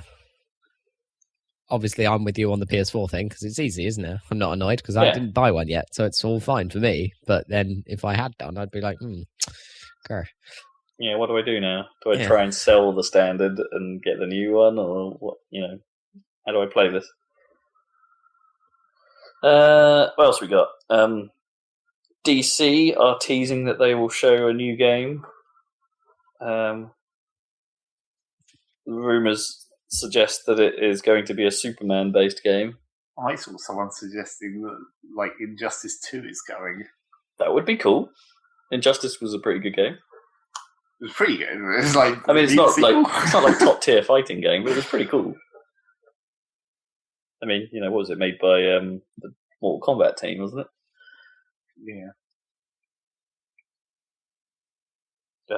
Yeah. So there's that. And that's all the sort of E3 tease I've got. Anything else you're excited for? Think will happen? I don't remember. I'm excited to not see any fucking No Man's Sky. If they show that again, I'm going to be pissed. Of course they will. Apart from if it's like a cut in like a 5 seconds into a mixed up trailer or whatever, that's fine. But we don't need to see another whole segment of No Man's Sky, a game that should more or less actually already have been out. Yeah. But it got delayed. I mean, what is it, August now? Yeah. So I reckon they will. It will be there, but yeah, in what capacity? Will it get a full trailer? Will it get another gameplay demo? If they're going to do it, I want it to just be a short trailer. Yeah. Like, I don't want a full on-stage demo again. No. And the other rumour related to that is, like, there's people suggesting that most of the people say that the reason for the delay was, or one of the rumours about the delay was that it was because the PS4 version was running badly and they needed time to fix that version, and Sony didn't want releasing the PC one beforehand. Sure. Which, that makes sense. But then the other rumour about it is that maybe they're pushing to get VR support in before release. Oh, interesting. It's plausible. So if they show the VR version of it on stage, that will still be really annoying. Don't want that either. No. Although, I mean, short of Paris Games Week, they're running out of opportunities if they are going to show it before launch. Like, you would have thought, like, after No Man's Sky comes out, could they really then go in to Paris Games Week before PSVR comes out and be all like, look, we added VR to this? They just shouldn't. They should just stop showing it. Release the damn thing. Yeah. No one cares. No one cares about seeing it any longer. They just want to play it. Yeah. It is at that point. It's been too long. There's too much of a build-up to it. I think my hype for it is, like, gone. Just because we've seen so much of it. It's just like I'm not sure I care anymore. But the trouble is, the trouble with that idea is that, like, you haven't actually seen. We don't know what the game is still. Yeah, you've just seen pretty things. Yeah. So there's something about. I think when the build-up is too long, I do just drop off. Sure. So other stuff that's going on. Facebook has partnered with Blizzard to offer in-game streaming to Blizzard games. So does this mean there's going to be like a share on Facebook button somewhere in Overwatch? Like, streaming though. Yeah, like Facebook are having their own streaming service of some kind. Apparently, I don't quite know anything about this. Well, yeah, but they don't seem to have any technology to do that. Well, as far as we know. Well, Microsoft have had streaming tech for ages. Like they really probably made it before everyone else did, and just didn't know how to use it. That doesn't tell you that Facebook can use that though. Yeah, I don't know. I honestly have no idea, but that's a thing. It's to be like directly in. It is to be directly in the game, so like you'll be in the game, and there'll be some way of turning on streaming. Well, sure, there's right Twitch there. integration in plenty of games. Yeah, it's fine, but why would you put that on Facebook? There's no market for that at Facebook because there's no, as far as there's no videos page that you can go to in Facebook and just look at. Here's a bunch of broadcasts. I can only assume Facebook are paying money to get this exclusive. Well, it's not even clear that it's exclusive, but but like it's not like it. It's not like it. You can call that. Well, I don't know. I guess there's a certain legal implication, but like it's not like any streaming that's built into a game is exclusive because you can just stream it for an external program anyway. There's no such thing as exclusive streaming. Sure. As for as many games that have Twitch integration, that doesn't stop you streaming them on YouTube. No, of course it doesn't. It's a weird one. I'm not quite sure what's going on here. But anyway. I don't know why they like. It's like, did someone on either of those two sides think that was a big deal for some reason? Like, what is the real benefit to either Facebook or Blizzard of being able to stream video of their thing on the other thing? They want it just so people can, like, share. Like, here's this... But then they could do that anyway, right? They share the Twitch stream and just play it straight in Facebook, maybe. But, like an embed, basically. Yeah. It's not that complicated. Or do Facebook just want to get into this whole space? Like, I guess they could. Because Facebook have been trying to get into the messaging space for a while. Yeah. They're having bought WhatsApp and stuff like that. And they're trying to eventually make Messenger.com, right? Like a separate thing almost. Not separate. Yeah. And they're Facebook Messenger is already being split out, isn't it? Yeah, I mean it's split out on the phone, but they're going to split it out on the web to some extent, I think, as well, a little bit. Yeah. It was whether they want to like get in on the Skype game and maybe video streaming is part of that. And so while they're on, like, maybe there's while we're at this whole trying to figure out doing Skype-y style messaging, when they should probably just talk to Skype. I don't know. And then. Like, maybe we've got this video streaming now, all right, like, what do we do with it? Well, like, get into games, right? I don't know. I think it mainly seems weird because, like, all of them, all for the last few years, whenever someone's been getting into streaming, it's people buying other people. It's like Amazon buying Twitch. Well, so you're like, okay, what company is Facebook buying? Well, apparently they're not. They're just doing it by themselves. And that seems weird because you're like, they don't know how to make technology, even though they made this entire... Facebook website thing that people use a fucking lot. Does anyone care about the Twitch's competitors? Like, how well is YouTube Gaming doing, for instance? Like, I don't know. YouTube Gaming seems to be starting to become almost relevant. Okay, but then that's the same situation as like Google Plus was in, which like it started to become almost relevant, and then it failed. It's not like I have a problem with YouTube Gaming. It's just like. Twitch is just so ubiquitous. Well, I guess like I've never. I don't think there's an app for it. Well, we don't actually know whether YouTube Gaming might actually be better because it's not like the back end of Twitch is that great. Really, it's kind of a dumbass web-based dashboard thing. Oh, right, you mean the actual website itself? Yeah, like how you actually host a stream through Twitch and streaming to it isn't hard though. No, but it's like.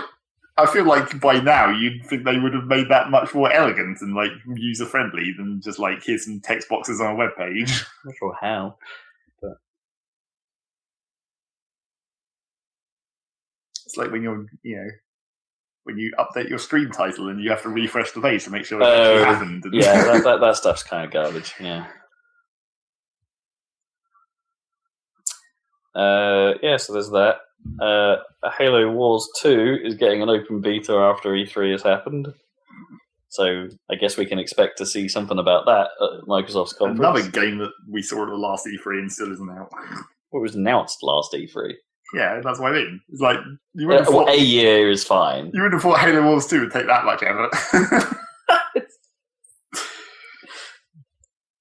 Fine. Destiny are dropping last gen support with their next DLC pack. Whatever that actually means. So, as in, the Rise of Iron is only going to be released on current gen. It's like, if you want to keep up to date with all the new Destiny stuff, you cannot do that on 360 and PS3. It's only going to be released on the new ones, but like, how is that going to work for the people playing the old stuff? Because it's an MMO, so they still have to be able to see people using new weapons and stuff, right? I don't think Destiny cross-plays. An MMO, I suppose. I don't think Destiny cross-plays, though. I don't think, like, 360 users can see Bone users. And I'm not sure PS3 users can see PS4 users. Because they've had to offer migration solutions. Like, you want to pull your character up to the next gen? We've got a migration solution for that. Well, I guess it was always the case where like at the time everyone thought it was dumb that they were even releasing on the old consoles. Because it was right on the verge. Apparently isn't that bad. Well, I'm not saying it's bad. I'm saying it's like they were saying that they had like a 10-year plan, but they were going to release on these consoles that were effectively out of date when they were releasing the thing. It did release like a couple of years ago, probably when people were still. When current gen, you couldn't really call current gen, like, or you could, but people were still calling it next gen. Yes, but it was already out at that point. That was the point. Yeah, it's like you're putting your game onto. Grand Theft Auto only went onto the old consoles. It seemed like because it was taking such a long time to make the new console version that they just wanted more money because they were like, if we release this old version quickly, we can get everyone to buy it twice. It's not like Destiny where you like commit to a character and you want to keep it for 10 years apparently. Yeah, I don't know. In fairness to them, like, well done for keeping it supported this long, actually. Are we at the hour 15? We should drop the news. Yeah, it's time for the end of the news. How many more notes do you still have? 3. Okay, shit through them then. Yeah, then they're not massive. Oh no, 4. Sorry. Ukulele has been delayed to 2017. Well, was that really a delay? Did it even have a release this year? Yeah, that's not really. That doesn't count. And is apparently very, very Banjo-Kazooie. Well, I saw the video of it. Yeah. So, Dead Rising 4 is the thing that Dan mentioned earlier. I know nothing more than that. It seems to have that same dude with a camera, and it's like, how is he still... Oh, wait, they've gone back to Frank West. Yeah, it's like, how... Well, maybe just another dude with a camera. It looked like Frank West. No, like, how is he still existing? Because didn't they sort of drop the photo element of that game from the last 2? I'm not sure it was like... I'm not sure that was intended to be the big mechanic of that game. It's just like it's the thing that everyone remembers. It was its quirk. Yeah. The Splatoon Squid Sisters are apparently gigging. They're going to do a tour of Europe as like a Hatsune Miku style holographic show. Sweet. That's kind of cool. That's awesome. What are they going to do? Are they going to sing? Or is it just like they're going to stand around and make fake news reports? Well, no, they do sing, don't they? They like. I guess. You could call it singing. Their warbles are on a number of Splatoon tracks. Sure, but it's not like a vocal track exactly. It's just like sound effects. No, it's sort of. Well, yes and no. They're the most vocal, I think, of a lot of the vocal tracks in Splatoon. Yes, but what I'm saying is, like, if you it's not going to be real words, right? They're probably not going to be singing in English. Sure, but what I'm saying is, if you play that in a stadium, it won't sound like anything intelligible anyway. No, just be like noise. Yeah, I really want to see what that is. It looks, it sounds insane. And finally, something we did miss on our E3 stuff, and I can't believe we even missed it because it's at the top of my list. Okay, is this thing called E3 Live. So. E3 is a press event, effectively. The public aren't allowed in. They're not allowed to go to the conferences. They're not allowed to go to the... Sometimes. Depends. Well, there are ways of buying in, and like sometimes you can... And like publishers get to invite a certain number of people. There are some... Just tend to be random people. There are some interesting... But generally, you'd be in the minority if you considered yourself the public. Dan, stop eating into the microphone. Stop it. I said stop! Delicious. What are you eating? What are you eating? Fruit pastels. Oh, they're quite noisy. Yeah, the most noisy... Well, okay, Skittles were noisy that one time, but that was in a test, that doesn't count. I'd say it's an opal fruit or a starburst. Are they more noisy, do you reckon? Or are they more suckable? They're probably equal. Anything that's soft and chewy is going to cause that problem. So... They're calling it E3 Live, the first gathering for gamers, or something like that. Like it's the first of anything for games. Yeah, boy. And it's actually a completely different thing. It's not like access to the show floor or anything like that. It's just sort of a weird community event kind of thing where there's going to be live bands, one-of-a-kind photo ops. This is their own words.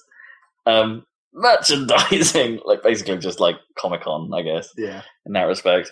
And dance competitions. What format, though? I don't know. DDR? Yeah, that'd be alright. Keeping on theme. What a weird thing. I don't know if it's that weird. It's just like someone wanted to set up a shitty convention to steal some E3 hype Well, money. I can't. I think E3 must look at things like PAX, right, and just be all like, well, these things are crazy popular, and Well, it seems like they've been on and off on the whole idea over the years, where it's like sometimes it's like, we're going to open it more up to the public, and then sometimes it's like, no, we're not going to do that, and then they just can't seem to decide whether they're going to do that or not. they should just do it like have it so the press does it normally, and then maybe have an extra day or two for the public. Well, I think they tried that at one Oh, point. did they? E3 just don't seem to know what exactly it is that they want. Because I think that's how actually a lot of these like open to the public conventions work, right? They'll have a press day, Well, sure. and then open up to everyone else on the second day.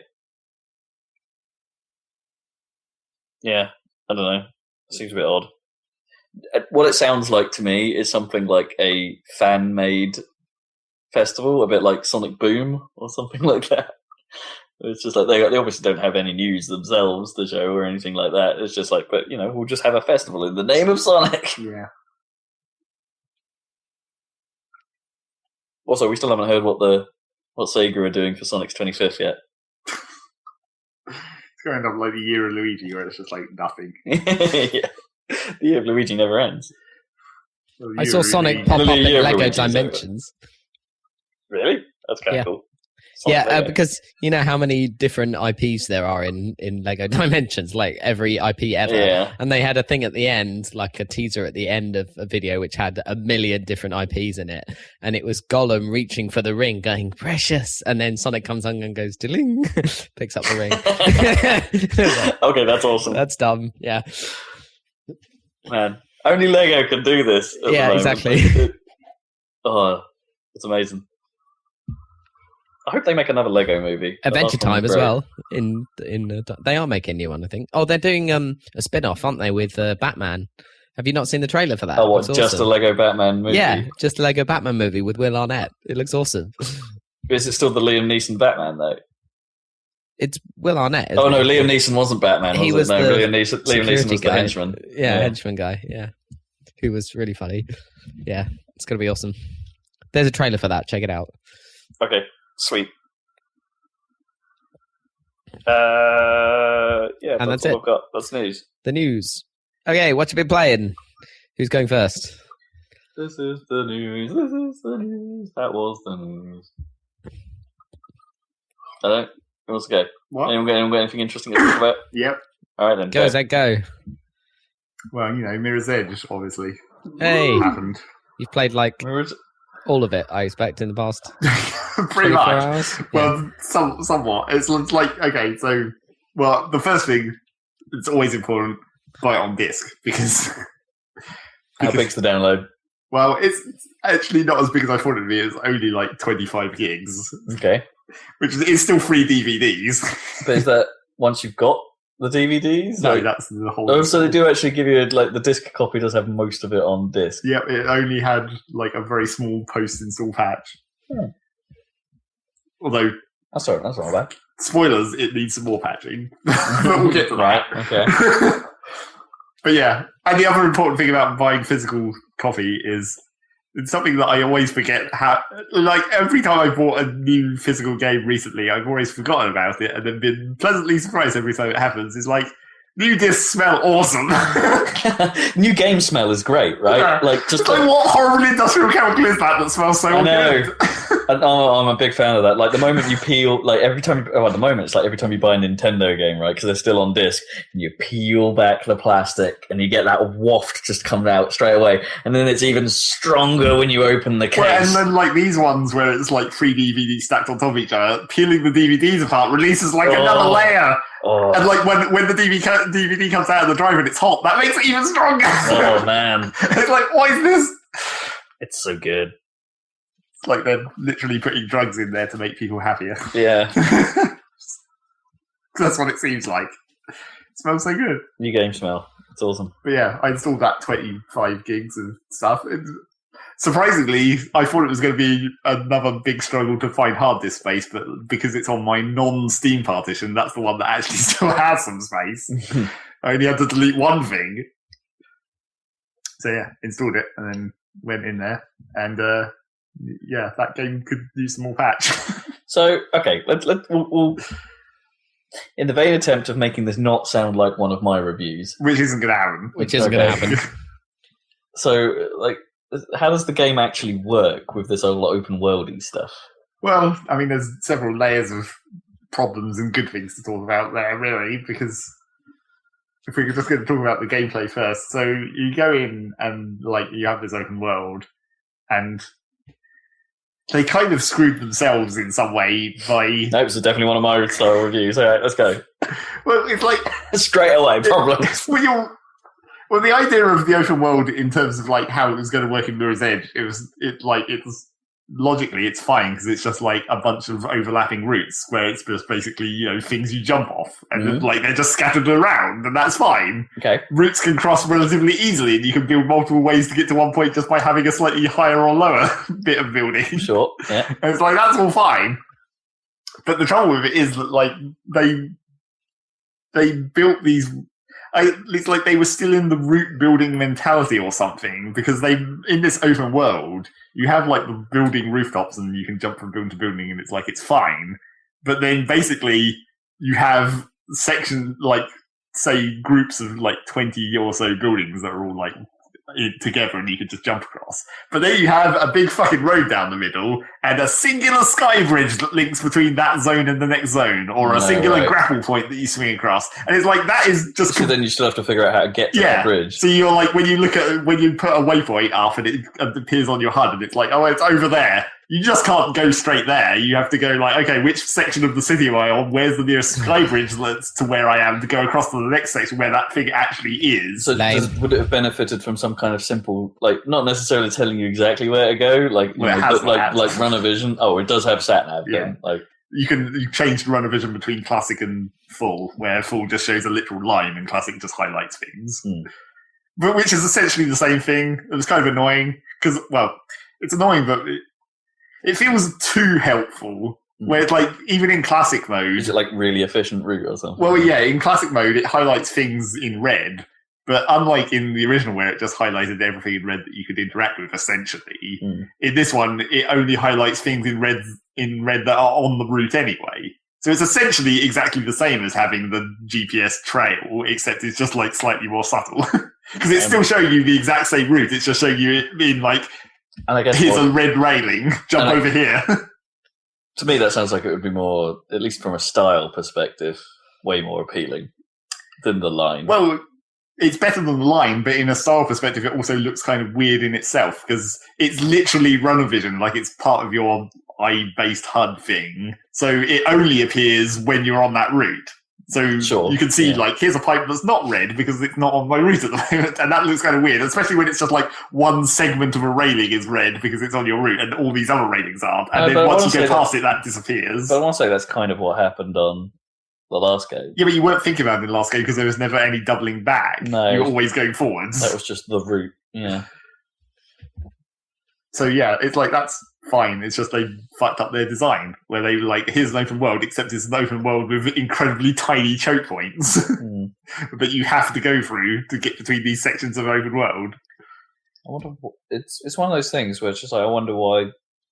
I want to know what the reasoning was for that. Like, well, I mean, logically... Maybe there is a good reason for it that we're just not seeing. Well, I mean, if you want to talk about the world, logically, there has to be some really wide roads in this city. Sure. You couldn't just have an endless spread of buildings that are all close enough to get able to jump between. I don't know, most of Tokyo is like that. True. Most suburb, I guess, like housing areas in Japan, like that. You know, I guess cities, not so much. Yeah, the actual tall buildings have like quite wide roads between them. Yeah. So yeah, that's kind of dumb. And speaking of related to that, I mentioned it while we were talking about that, the grappling hook. That's another thing that I think they kind of bollocked stuff in introducing that. Because it's like, it's not a bad transversal mechanic, really. Well, no, actually, I guess it sort of is. So they give you the to exploit transversal. Well, no, it's exactly not. It's like, I'd say it's not exploitable enough, but if they made it more exploitable, it would be even worse. So what they did is they gave you a grappling hook in theory, except you can only use it in very specific places. Like, you can only grapple onto security cameras for some reason because they decided that the security cameras are really stable and sturdy because they're security cameras and they don't want to get destroyed. So you can only grapple onto those. I guess it's in the name that they're secure. Yeah, exactly. They're well secure. Yeah. So you can only grapple onto these security cameras. And so that like, is sort of good because it limits how useful the grappling hook is, because otherwise you just avoid most of the game because you can just grapple onto every ledge. How does it work? Is it like when you hook it, you just move point to point, or is it like a Batman kind of swing? You have a bit of like control of the swing, but the actual problem with it is that like the activation zone isn't a zone at all. It's like a point. Like you run up to a ledge and then there's a ring on the floor and it shows you the line of where the security camera that you're grappling onto is. Weird. And if you're not specifically there, you can't grapple onto it. Well, sometimes you can if you happen to jump into the zone, like sideways, diagonal, but most of the time you just miss and fall to your death. It's like, it's not really that's weird. Option. You don't have an option of where to activate it from. You have to be in this specific spot. That's a strange choice. You would have thought, like, if you were in range or something, there might have been like an on-screen indicator to say, "Hey, there's a grapple point." Yeah, but it's like they don't want it to be that free. It's still a limited thing, but that makes it feel really bad because you're I have this grappling hook and I can see this security camera and I'm like on the level of the security camera, so you think I could like jump down and then swing, but you can't. You have to go and find the specific platform that's further down. I guess it stops you from doing something that would potentially be cool, right? Like, you want it from being cool. Yeah, no, well, you know what I mean? Like, so if, like, I'm imagining, right, the security camera's on, like, the corner of a building, and there's, like, a ledge in front of it, like, from on another building, say. Right. But what if, like, in your route plan or whatever, you decide, like, oh, you know what, actually, I can just wall run off that other building, and then if I could grab the security camera, I could do, like, a round the corner swing, and then wall run on the other side of the building, like, just stuff like that, like, suddenly becomes kind of impossible. Right, like you can't make up cool. That's not how that thing works anyway, so it doesn't really matter. It's only for swinging between 2 points as a swing, or going up to a ledge. Like you don't use it to transition into any other moves, basically. So it's not actually necessarily part of the flow of running. No, not really. Okay, which is that's another reason why it's kind of bad. Yeah, that's odd. And I mean, like, partially. It's another one of the ways to cross those big roads where it's like, oh, you can swing across here if there's not a sky bridge, but then there's just like, here's a sky bridge and here's a swing point. Right. Or here's a wall that was too high to climb up until you got the grappling hook tech, and now there's a security camera there that you can grapple onto. Maybe I'd be more okay if the swing points were purely that, actually, in a weird way. Like maybe the grappling hook was like, oh no, there are ways of just getting across these gaps across, as you say, these weird segregations between zones, and it's maybe I'd be more okay with it if it was limited to that. They really don't use it anywhere that's not just like a choke point, essentially. It's like, it's not really used for spicing up your normal transversal through the city. It's just like traversal. It's places where you couldn't have gone until you had that tech. And that's how they gated it. And it also sucks because, like, not really spoilers, but I'm going to talk slightly about the last mission of the game. The last mission of the game really kind of sucks because it's 50% climbing up pipes in elevator shafts, which is boring, because that's not like... It's just climbing. Not really a climactic ending. You're just climbing up and jumping from pipe to pipe when things are about to fall on you, and it's like, that's not interesting free-running stuff. That's just climbing. Stuff about to explode under you. Above you. Oh, okay. But then the other 50% of the level is pretty much just grappling hooking between points, and it's like, that's not interesting either. It's like, there's almost no actual free running in the last level. It's really kind of boring. And that's like, they wanted to make this level where you're basically climbing a really tall building. And it's like, so in order to go up a really long way quite quickly, you have to either climb elevator shafts inside the pipes or grapple, because you can go up a lot more when you're grappling. And it's like, there's no opportunity to actually just do a run, where it's like you're finding a path through a space. This is all beginning to sound like what they've done with this is actually not understand the bits that made the first game good. Well, the thing is that, like, this is only really like half of the time that I'm talking about. It's like when the before the grappling hook, and like a lot of the time when you're just running around, it actually works just fine. It's like you're jumping and doing cool moves and stuff. But see, the reason why I think that is, like, actually, because this is one of the things that actually became quite irritating about the first game, was that actually that bit in the demo, the sort of prologue level, the bit where you walk out and it's doing like the whole, the title card in the city and stuff like that. That level is possibly the best level in the game because it like has multiple routes, a good example of how the flow should work as well. It has a nice ending to it, that's dramatic, and stuff, and stuff like that. And actually, that it's short. I think one of the things that I like about that first game is that everything is that it's.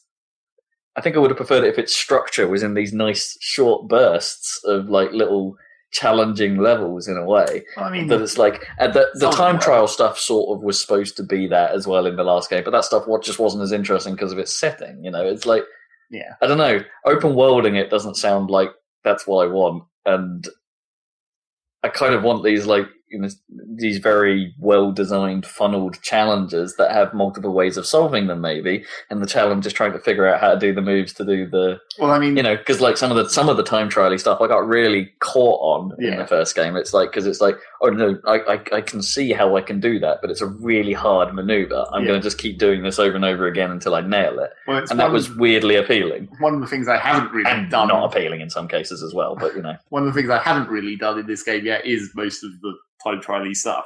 Like I only did the story. I just mainlined the story pretty much, and picked up whatever collectibles I ran past on the way. Okay, right. I guess. I haven't done any of the side. Well, are they still bags? Well, there is still the bags, but there's other things. Okay, yeah. But like I've done. Well, I finished the story last night, and then this morning I did most of the side quests, which are actually really tiny. They barely. I think they made a bit too much of a big deal of it. I mean, they have a percentage counter where it's like story percentage and world percentage. And by the time I was finished with the story, it was 70%. So the side missions only count for 30% of the story content. Okay.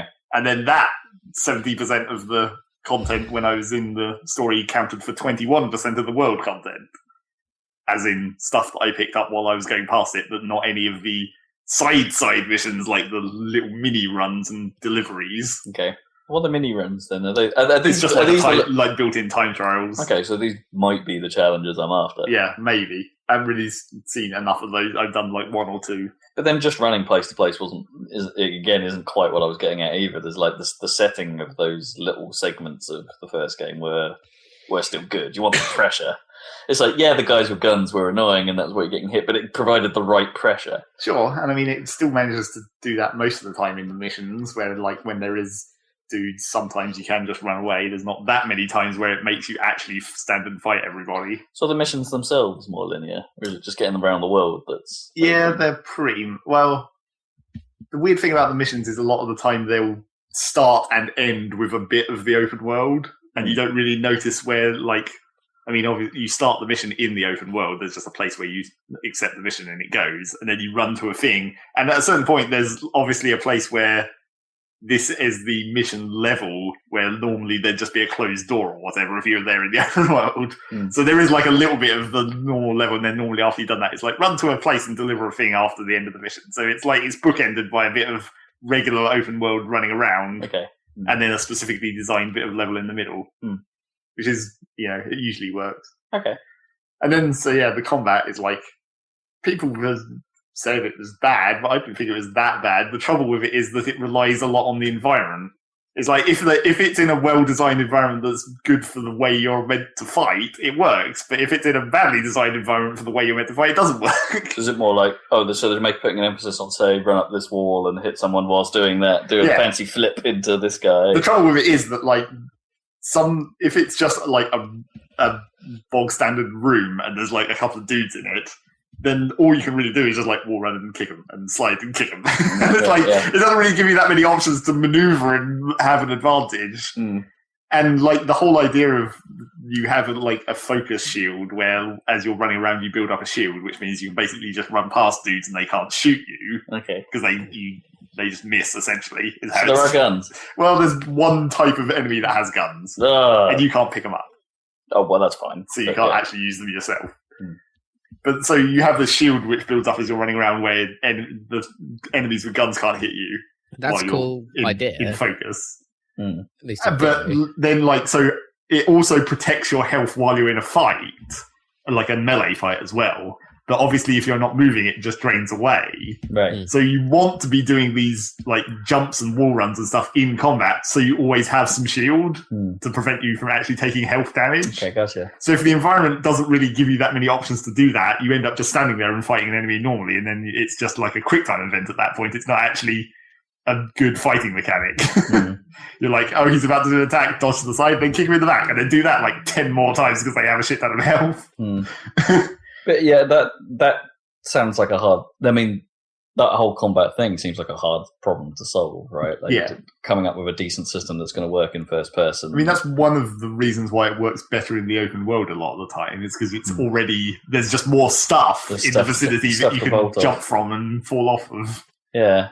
You know, like, could it have been improved by having some way of like comboing off a guy into another guy, or like, they sort of semi-intended that in one way, which is it's not exactly a combo, but you can, when you're doing your heavy attack, you can push enemies to the left or the right with it instead of just straight backwards. Or, well, I suppose straight backwards is a direction as well, I guess. And then you unlock the ability to pull people and like turn around and swing them behind you, which is another direction. But the idea is that when you hit people with like a heavy attack, it makes them stumble. And so if you kick them into like a wall, it stumbles them for longer, and like stuns them. And then if you have the unlock for like the quick attack combo, you can while they're stumbling, you can get free hits that they don't have any chance of countering. Okay, gotcha.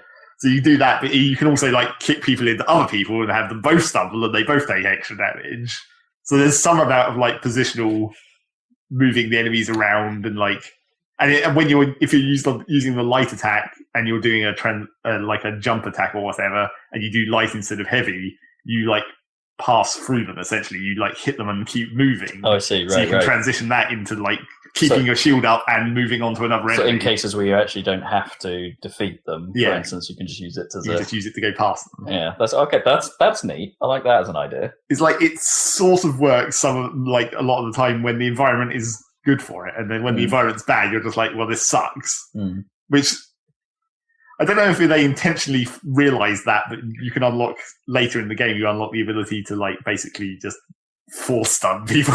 It's like it hacks their HUD display and fucks them up with a bunch of sound and noise, so they just stagger for a while. So it's like that's a way to like, oh no, it's like you're in this room with a bunch of enemies. You're just like, okay, everybody stop. I'm going to choose which one of you I take out first. Right. Yeah. So it gives you a moment to not be beaten up on. Yeah. Except that doesn't work for me because every time I've tried to do that, I stun a bunch of people and like, I don't know if there's just some kind of like auto lock onto your attacks where every time I've tried to do it, it automatically locks onto the wrong person. And I'm like, no, I didn't want to kill that guy. I want to kill this other guy first. There's not near the wall or... Yeah. Or like, I want to kill the weaker one and leave the heavy one staggered for a minute so I can pick off all the weaker ones, but it automatically targets the heavy one, knocks him out of his stun, and then I'm back into actually fighting a dude. Yeah. So yeah, it's like, it sometimes works.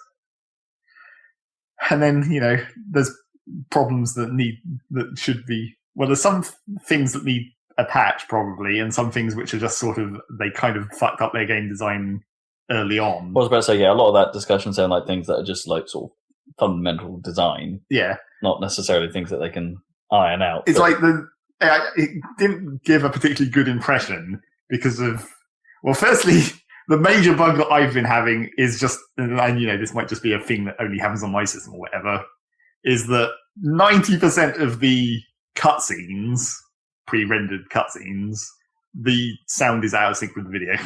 Oh, wow. 90% of them. There was like one that fully worked and like a couple that slipped back into sync during the middle of the cutscene. Yeah, that's kind of bad. I don't know what that is about. Do you think that's a PC thing? Or... Probably. Yeah. I'm the only thing that I can think of is like the game is quite like very nearly filling up my entire RAM. It's like it's the highest I've ever seen the RAM be filled on my system. It's like the game is using at least a whole 6 gigs by itself. So it's pushing the edge of my 8 gigs of RAM. So I don't know if it's like a buffering problem where it's like it can't buffer the video and the sound in time because it doesn't do a loading pause, or, well, not a proper loading pause. It tries to transition straight from game to video. So I wonder if it's just like having not being able to buffer it in time or something. No, that's got to be a engine problem.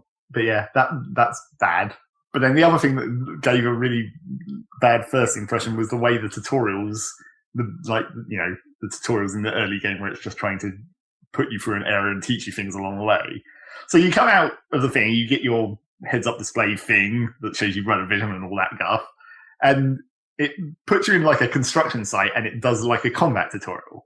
And it does it by showing like silhouettes of enemies in your runner vision, so they're not actually there, and you just do the various moves as you're running past them. You slide and kick the guy, and he stumbles and then disappears as because it's runner vision. And it's like that's fine, but then when they actually do a later bit in that's still tutorial where it's trying to do that with actual enemies, it's doing some of the more advanced moves with actual enemies, like kick this dude into this other dude so they both stumble. And it's like, if you fail to kick the dude into the other dude before he dies, restart the checkpoint.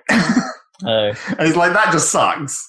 Because it's asking you to do a very specific thing that if it goes slightly wrong. Yeah. Is that because of their behaviour as well? Can their not necessarily because of their behaviour, it's also because like the tutorial doesn't necessarily explain it that well. Right.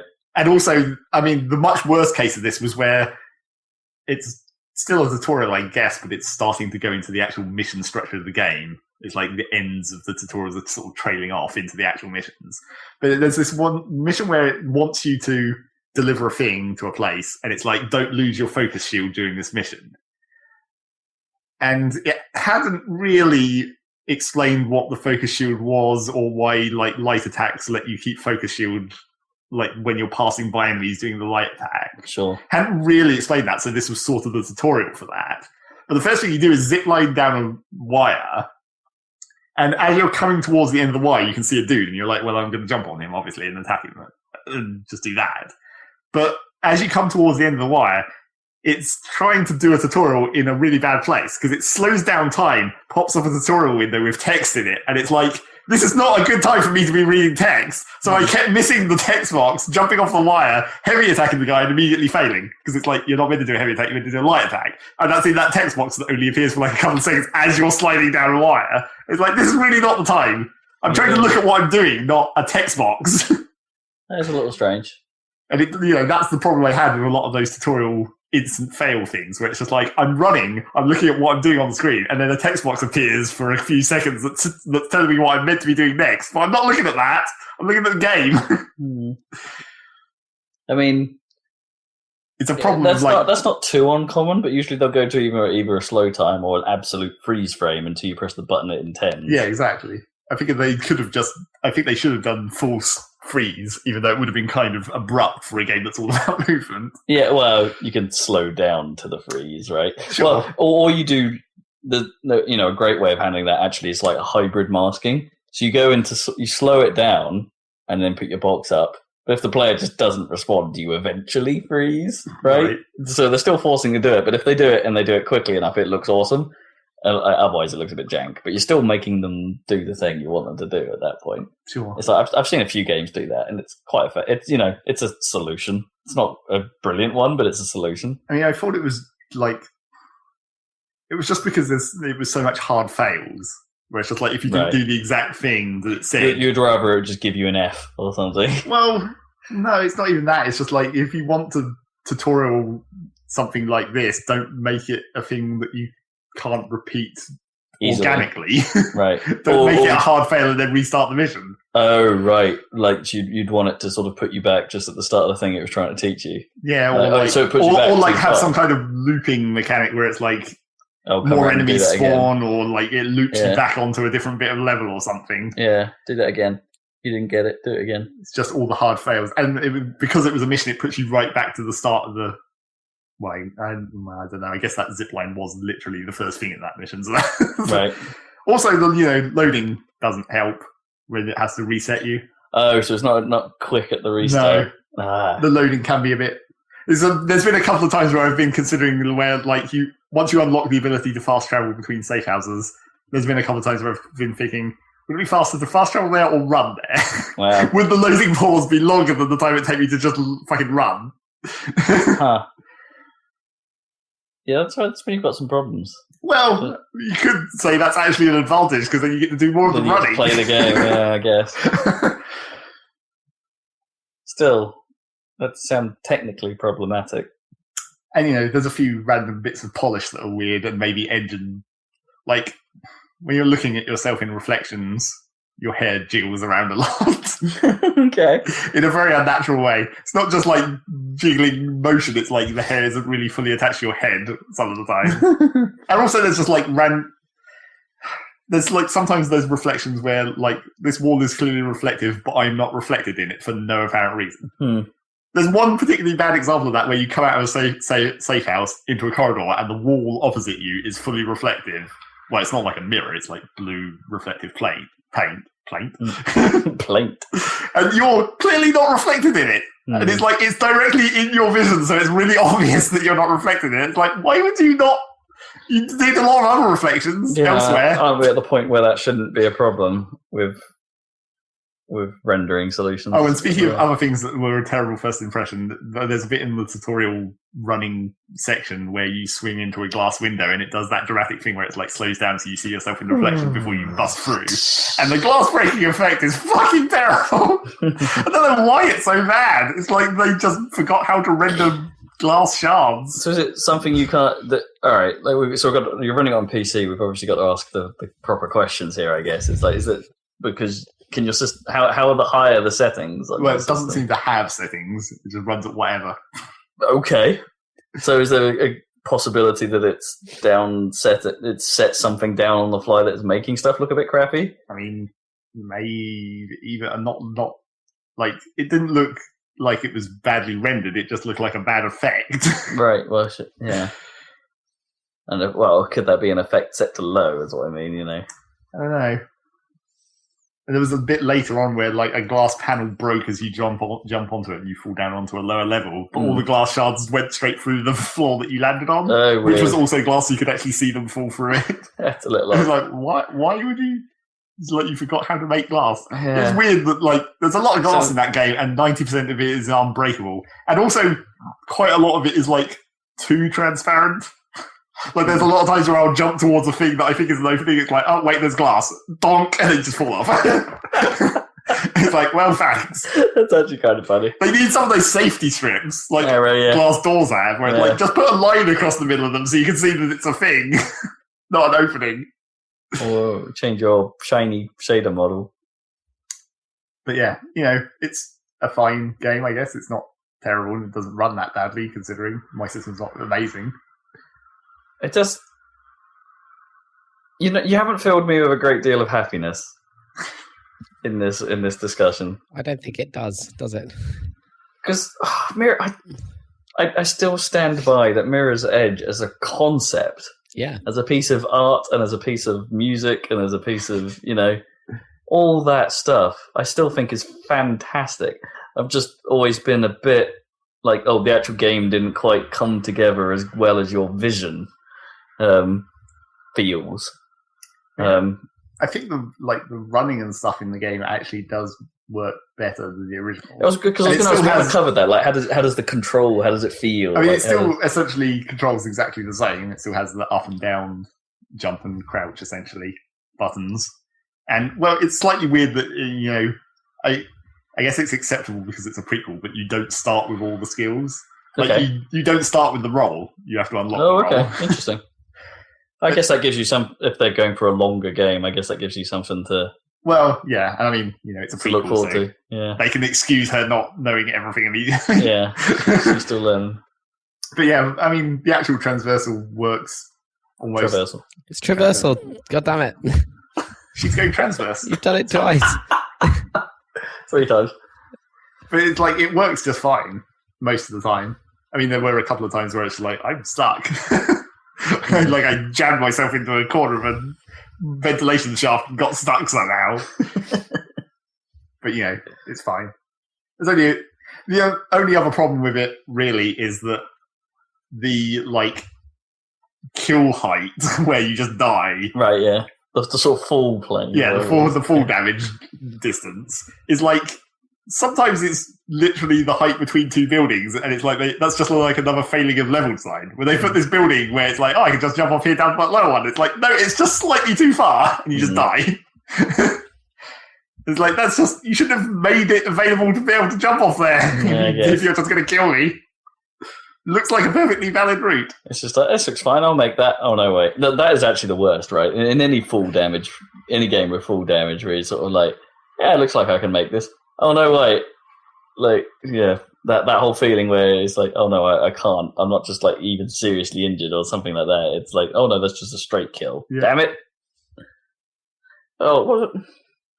Trying to think what it was. There was one game where that was a real problem for me, where it's just like, oh, jump off this ledge here, it'll be fine. Oh no, I'm dead. And now I've got to go back quite a long way. One of the Assassin's Creed. It might be. And then, so just to sum up the last part of this Mirror's Edge discussion is the story. Not to go into spoilers or anything, but like, so it's a prequel. Yeah. To the original game.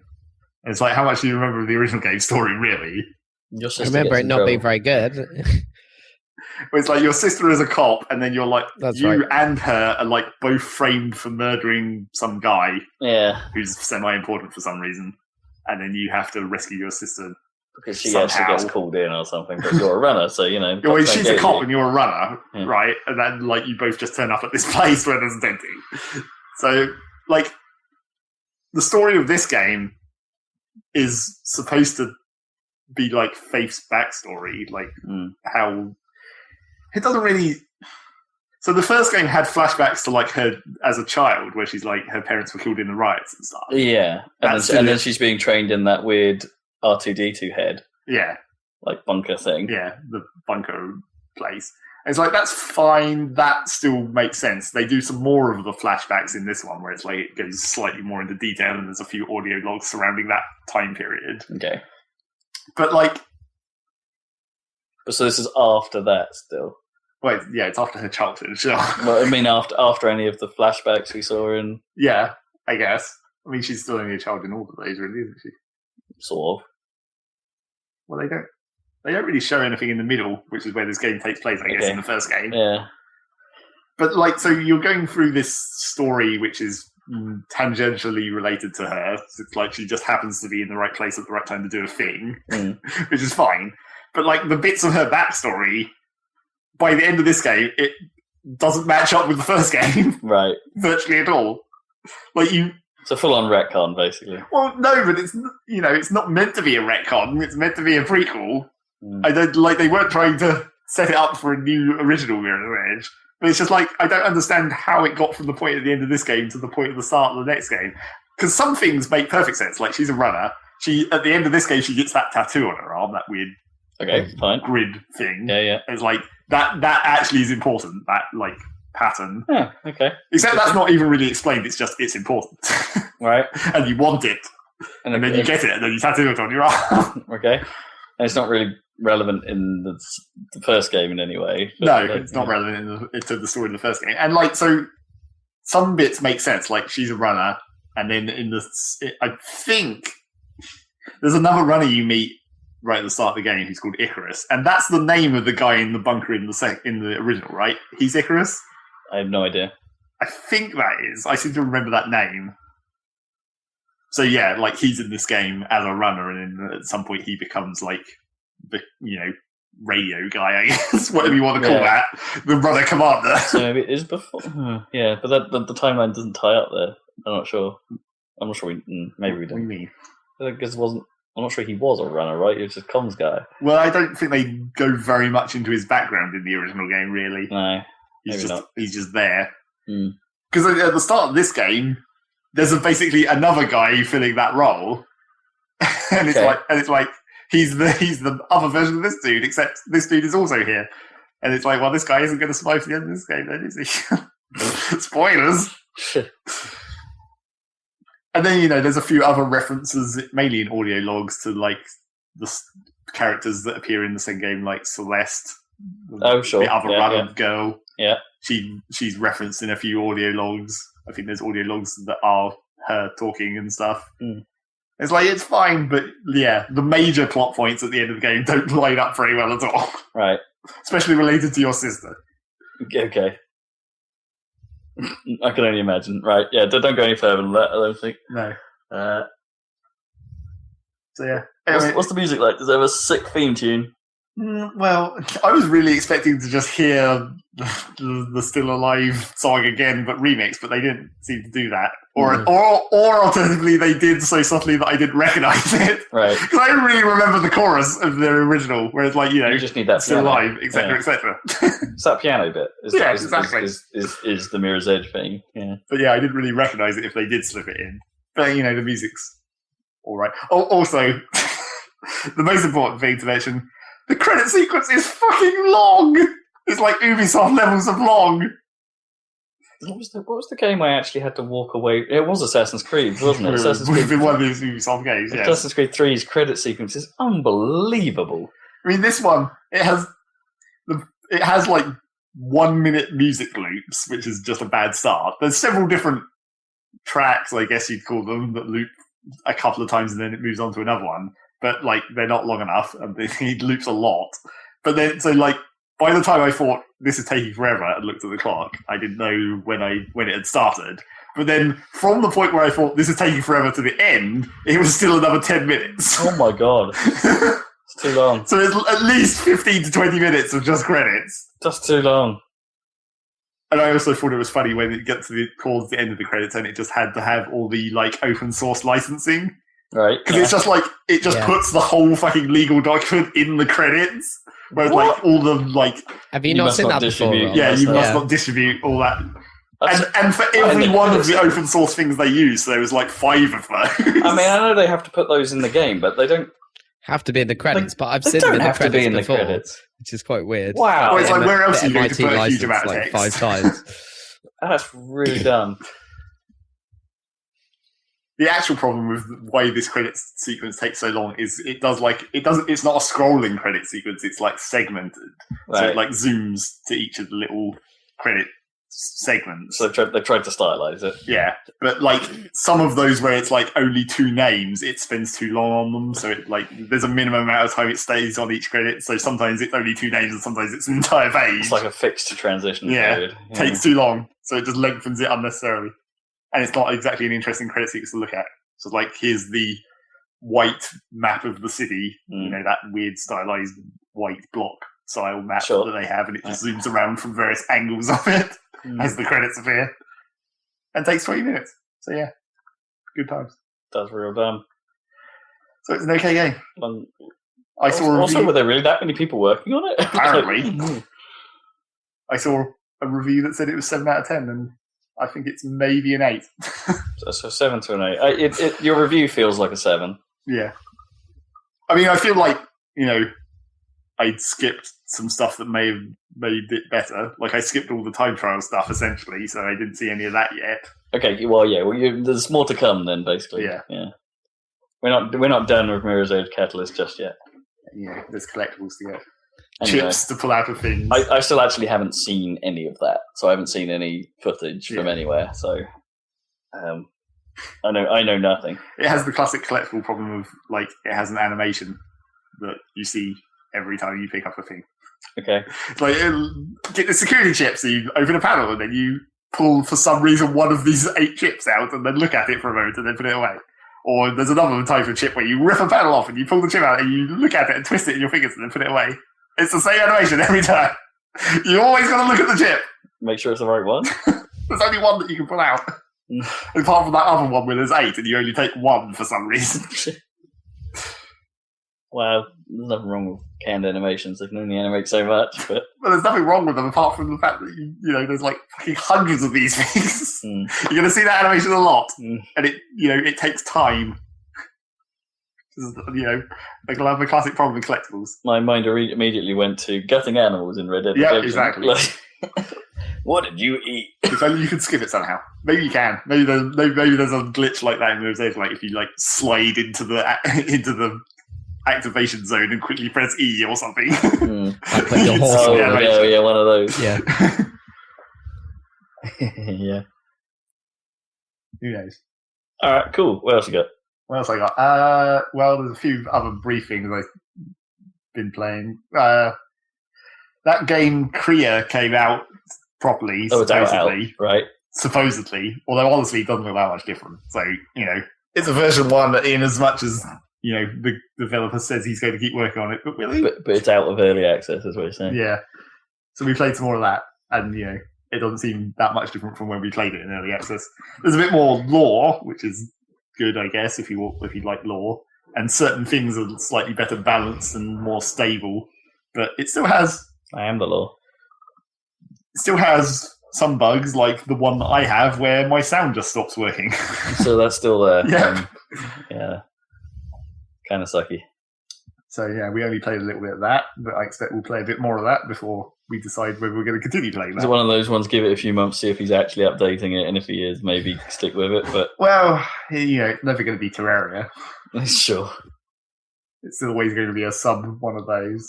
Any news on Starbound or Terraria 2? Starbound's still meant to be coming out soon. Really? They still haven't said anything more about this. Everyone's waiting for this next patch. Right. And it's going to be the release, essentially. Mm. But no one really knows when it's going to happen. They've talked about various things that last-minute additions. Okay. Seem like last-minute additions, but have probably been there for a while in the background that they've been working on. Yeah, maybe just things they haven't been able to finish until now. Yeah. So, that's coming soon-ish. Okay. Yeah, there might be another Factorio patch shortly, but that's like 0.1 for releasing. That's not going to be for release. No, I was about to say, did we talk about Kerbal's engine change? But yeah, I think we did, didn't we? The 64-bit. Yeah. I played a little bit of that. I had been holding off because I heard it was quite buggy, and when I went and played it, it seemed like it still had some problems. Okay. Apparently, wheels are a big problem, but it also extends to the new I don't know how changing their engine this much fucked up all the physics of landing gears, but it really did. I had a rocket and I landed it on a tripod of landing legs, and it just started wobbling like crazy. And I was like, well, that's weird. Pretty sure I shouldn't be doing that. And also, I don't know about when they did this upgrade, they also redid the UI. It's a completely rebuilt user interface that just sort of looks the same. I don't know, it just looks kind of worse for some reason. It's something about the edges or something. It just looks kind of cheaper in some way, which is weird.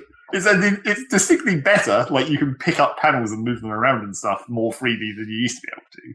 And you can pin them. So if you want an overlay that tells you your engine temperature, you can hover over the engine so it appears and then just pin it so you can have it on screen at all times. Yeah, cool. With a little line that points to the engine.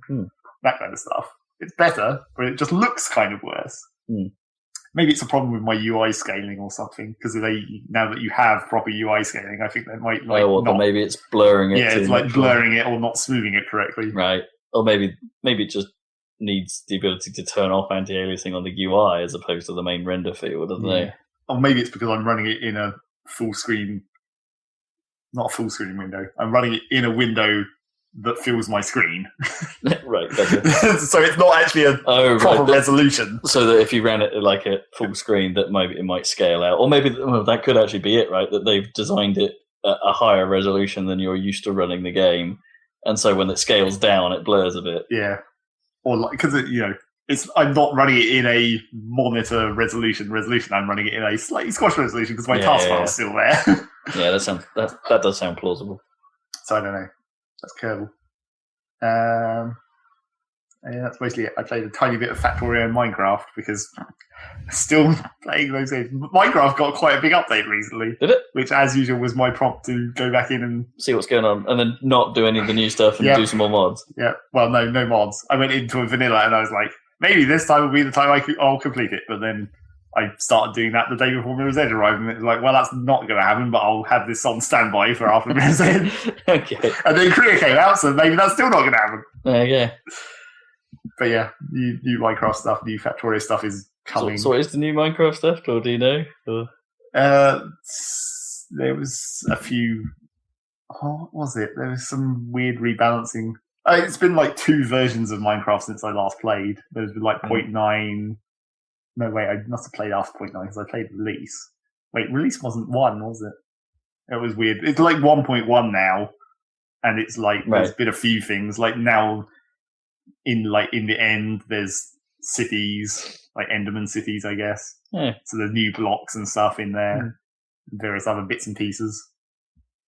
Endermans. Oh, and the Enderman. Yeah, sorry, I was getting confused with the Exploders. So the Exploders build cities. The creeps. Creeps, yeah. Yeah. I remember what the major difference is in this version of Minecraft since I last time I played. They've given you like an offhand slot, so now instead of just having the sword and blocking, you actually equip a shield and block with that. And it's a separate item. That's quite a major change. And some of the other, like, they rebalance some of the other tools to be used as weapons. Like, axes are an actual weapon now, so they do a lot more damage than swords, so they just swing slower. And, like, every weapon has a special attack where if you just do the Minecraft thing and rapidly tap the button and swing like crazy, that is just like the default attack. But if you wait for the bar to fill up, it does like the sword has a sweep that hits like an area in front of you instead of a single target. Okay, right. So it's got like a slight, subtle timing element to the attacking. Yeah, that sounds cool. Little things. Yeah. But yeah, still like start a fresh game of Minecraft. It's just like, well, here we go again. Let's go down a cave, find some iron, get some gold, build a nether portal, go to the nether, get the bits you need out of the nether to make potions, go to the end. Except that's where I've never got past. I've never got past the go to the end part of this whole process. I know what's there. I've seen it in a lot of videos. Minecraft is still Minecraft. Yep, sure is. That's pretty much all I did. A lot of stuff. Well, yeah, because I know exactly what you haven't been playing, goddammit. It's like, come join me in Overwatch land. So what I haven't been playing instead of that, Team Fortress. Oh, for the love of... I went back to Team Fortress. It's still good. Well, yeah, of course it is, but... And the rebalance that I thought was going to screw me didn't really. I thought you were telling me about the rebalance, and it rubbed me the wrong way a little bit. It sounds like they've... Some of it sounds just a little too complex. It's like, sure, it all balances out. Well, it's not any more complex than it was. It's just you didn't really know how complex... They've been a bit more explicit about the complexity. Sure. I just sort of... There's bits where they're like, they're talking about the degreaser, and now it's like got swap in and swap out times are different to each other, and like they've nerfed some of that, the element of that combo, and then bring stuff in. It's like, it's sort of... There's so much going on now that I sort of care less. And it's barely got any more complicated. I don't know. You just haven't been paying attention for a long time. Yeah, maybe. It's not like it's not like there's even any new weapons. No. If there was new actual weapons that did different things, then it would be like new mechanics. But then almost that's way more interesting because they're sort of separate rather than changing. More interesting, but it's still more like abrupt. You can't just go back in and get hit by it and not know what's going on. That's when you're like, what is that new weapon? I better go and look that up. Rather than just being like, that's that same weapon and it works more or less in the same way as it always has. Maybe. But then maybe that in itself is a problem now. Like, the fact that you can't just go in and work it out. Well, they're not worried about adding new weapons any longer, I don't think. They've reached the point where it's just mode stats and balance and skins. Has there been any more maps recently? Or? Well, there's still there's been a couple in this last update, I think. A couple of payloads, a couple of weird mode ones. But then they're mainly working on their weird, I can't remember what it's called. Like manpower? Oh, what the horde mode? No, that's man versus machine. Right. There's another mode called, I think it's manpower. Is the mission? No, because the potions were man versus machine as well, weren't they? The sort of reason why you had the flask. Yeah, that one. Okay. There have been other. There's the weird way you get the CS skin unlock thing, where you get a special item that tracks your whatever you're doing missions. Oh, right. Yeah. But that's separate as well. Yeah. I think manpower is it sounds. I've never actually seen it or played it, but you have a grappling hook, so you can grab and pull yourself around, and then it's some kind of attack defend thing with objectives NPCs you have to attack and kill, there's robots or something. Weird. I don't know anything about that mode. I've never played it. Is it a raid? Or no, it's still team versus team, I think. So I don't really know. Titanfall. They tried to put Titanfall into... I guess that's the thing to do. Teamfall 2. I don't think it's quite as there's only one or two NPCs, not a constant stream. Yeah. Not like a creep. So is it more like Warzone in Halo in some ways? Yeah. Maybe without the cards, I but don't really know. But yeah, grappling hooks, supposedly. weird. But yeah, I've never got into that. And then they've also, more recently than that even, started trying to introduce like what they call competitive. No. Where it's a 6 versus 6 mode. Right. So it locks you into a team, and then you play a certain number of rounds against an opposing team, and then it presumably kicks you back out and pulls in some new teams. Well, that's kind of cool. It's a way of, I don't know, forcing people to play properly. Yeah, I guess. But do you want that, really? From my experiences in Overwatch, yes, I want that. Or even in Team Fortress, though? To a point, because like there are Team Fortress suffers. In some ways, these class-based shooters suffer more from like the problems of casuals, because you're just like it's not like a little bit like CS where it's like, okay, everyone's still a dude in CS and you could just be bad. Whereas like in like Overwatch and Team Fortress, it's like if you have a team that just like the guy that is terrible at playing a class and doesn't switch, and but that's why. And doesn't try, and the team composition is bad and no one's switching to sort it out.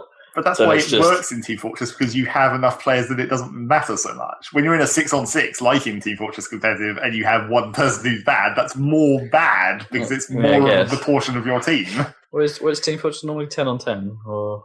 Well, typically servers are like up to 16-on-16. Okay. Or sometimes more or less, more 12 versus 12 nowadays. The Valve servers are all 24 players. Oh yeah, it always was 12, wasn't it? Yeah. And that was one thing that I saw when I was talking to people on forums about Overwatch, was just like, people compare it to Team Fortress, obviously, because it's like Team Fortress. Class-based shooter with payload. But like, someone was saying that it's like Overwatch has solved the zero-sum shooter problem of like kill-to-death ratio and all that stuff by not showing it. I do like that they don't show it. Sure, I mean that's good. Yeah, but it's like they were saying that like it solved Team Fortress's problems, and it's like, it hasn't so much solved them as avoided them by only having 6 people and having this like very contained. It's made them different. I wouldn't say it's even avoided them. I just think it's made them different. Well, I mean, that's avoiding them in a way. I guess it's avoiding. It's avoiding the specific. It's avoiding those problems, but creating others. So I still like. Okay, let's talk Overwatch. More. It's like I still feckin' love that game. I'm still highly addicted, and I'm still like, come on, Zach, get your ass in here. It's awesome. Join the party. But it's the update. Well, at least one. Yeah. Well, we know there's 2 updates coming fairly soon. Like McCree is getting a nerf. That's not an update. That's a balance. Yeah, change. it's okay. There's 2 balance changes coming. Then McCree is getting a bit of a nerf, and D.Va is getting a buff of some kind. For some reason, I don't think she needs a buff. D.Va's damage output is real crappy unless you're right next to someone. Well, that's the point. Yeah, but then her survivability isn't high enough to allow you to get close to people and do that stuff. I think their actual problem is that they chose to make the headshots like literally the head, and the mech has a giant head. Sure. Essentially. Yeah. It is just like a giant head, so it's a giant hit zone, and it's like right in eye line. Yeah. From there was an interview that IGN did with their like one of their lead designers and stuff like that, and it's like they're not quite sure what to do about D.Va yet, but they do agree that she's underpowered right now. Which I'm looking forward to, because she's actually one of the most fun characters to play as. Like I really enjoy playing as her, but at the same time, it is so easy to get owned by any decent character. They should just change her boost skill to be more like Farah's fly skill, so you can save it and have it recharge over time, rather than having it just be a skill that then has a cooldown. Because then that would mean you could actually get in and out more effectively when you wanted to. So if someone was rolling up on you and you wanted to retreat, you could still do it immediately without having to wait for the cooldown. Sometimes it's not even that, though. It's just like, she's got like the same health, I think, as most of the tanks, but there's something about her that just means she just either draws fire or just goes down real quick, or you then try and get close to someone to do damage, and you literally have to be right in front of their face for those shotguns to be effective. And it's fusion cannons, but they're basically shotguns. Yeah. And it's like they're not like Reaper is actually way more effective as a shotgunner than D.Va, and that and Roadhog is way more effective than D.Va as a shotgunner, and like that. Her cannons just aren't good at that. I don't know. It feels like Reaper is more accurate, like the tighter spread with the shotgun. It is, and Roadhog is more damage per shot but slower fire rate. So theoretically, those three should all be balanced, but D.Va still comes off worse than those two. Yeah, she does come off worse. Yeah, I think that it sounds like they're not quite sure which element to do, whether damage or survivability or a bit of both. It's like they're not sure yet. You could just give her a small shield, maybe. I mean, she already has health and armor. And she has the defense matrix as well. Oddly. Sure, but I meant like a recharging shield. I'm not sure that would necessarily help that much. No, it's the when you're in the thick of it, she's not very good.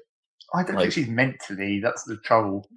She's classed as a tank, but I don't think she's that much of a tank. I think in some ways that's actually part of the problem. Is like, what is her role as a character? Like, it's not that clear how you should be using her. In fairness, some of the best games I've had have just been using the boost to push people off cliffs. That's fun.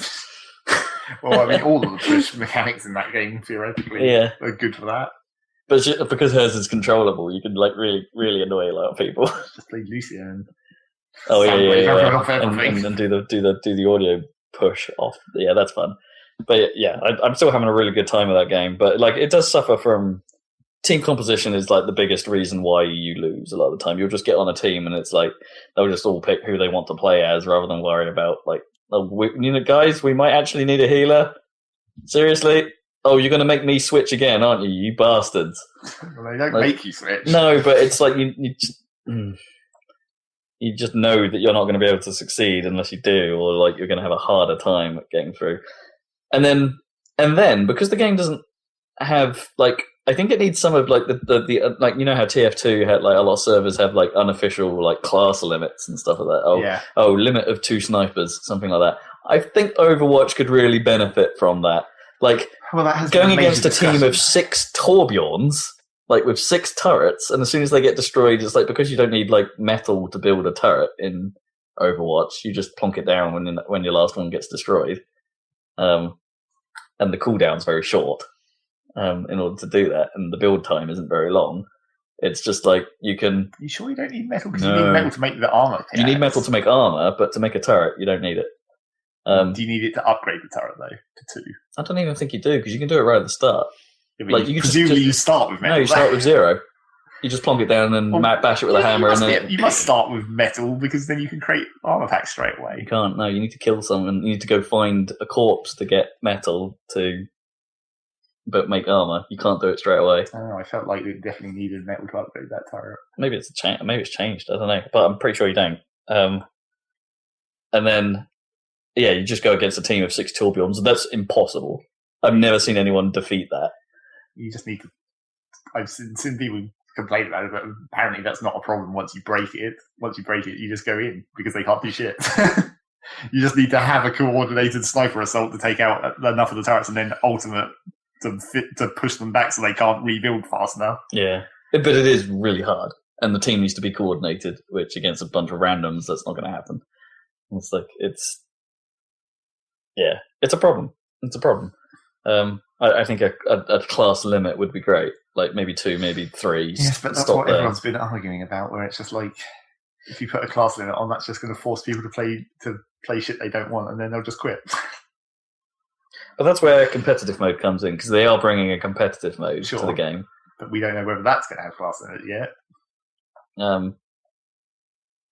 I don't think it does. I think it plays like the normal game. I imagine so, because they're not going to put more effort in immediately. See, I'd be really interested in whether or not they would go full Dota on this thing, right? And have like picks and bans. And maybe not necessarily the fact that teams can't have the same character. Maybe they wouldn't be able to do that. Well, I don't think, because you'd be limited as to your healers, for instance. Like, well, I suppose there are 3. All the healers. I suppose there are. Yeah, exactly. I suppose there are 3 healers, but it's not really. It's like 2, really. Well, Mercy, Lucio, and Zenyatta counts as a healer. Barely. His healer's so awkward. It's not that bad. You have to have line of sight constantly. So does Mercy. Yeah, but she's right behind them constantly. That's where she's meant to be. And it's much easier to lose the line of sight for the ball, because you're not concentrating on. You don't have a visual beam. You don't need to keep line of sight. Once the ball is on someone, they can go do whatever the hell they want. No, they can't. Once they go out of line of sight, it disappears after a short time. Yeah. For the heal ball, at least. Dispel the other ball, the anti-ball, that lasts when they go out of line of sight. I've never noticed that. Just chuck a ball on someone and they keep getting healed. Never mind. Maybe I am accidentally keeping line of sight. I don't know. Yeah, I guess it depends what level you're on. Yeah. If you're on an attack defense and you're trying to get to the point, you're probably in line of sight with people most of the time. Yeah, can't say I've noticed that as a problem. But then I don't play Zenyatta very much. No, I find him real difficult.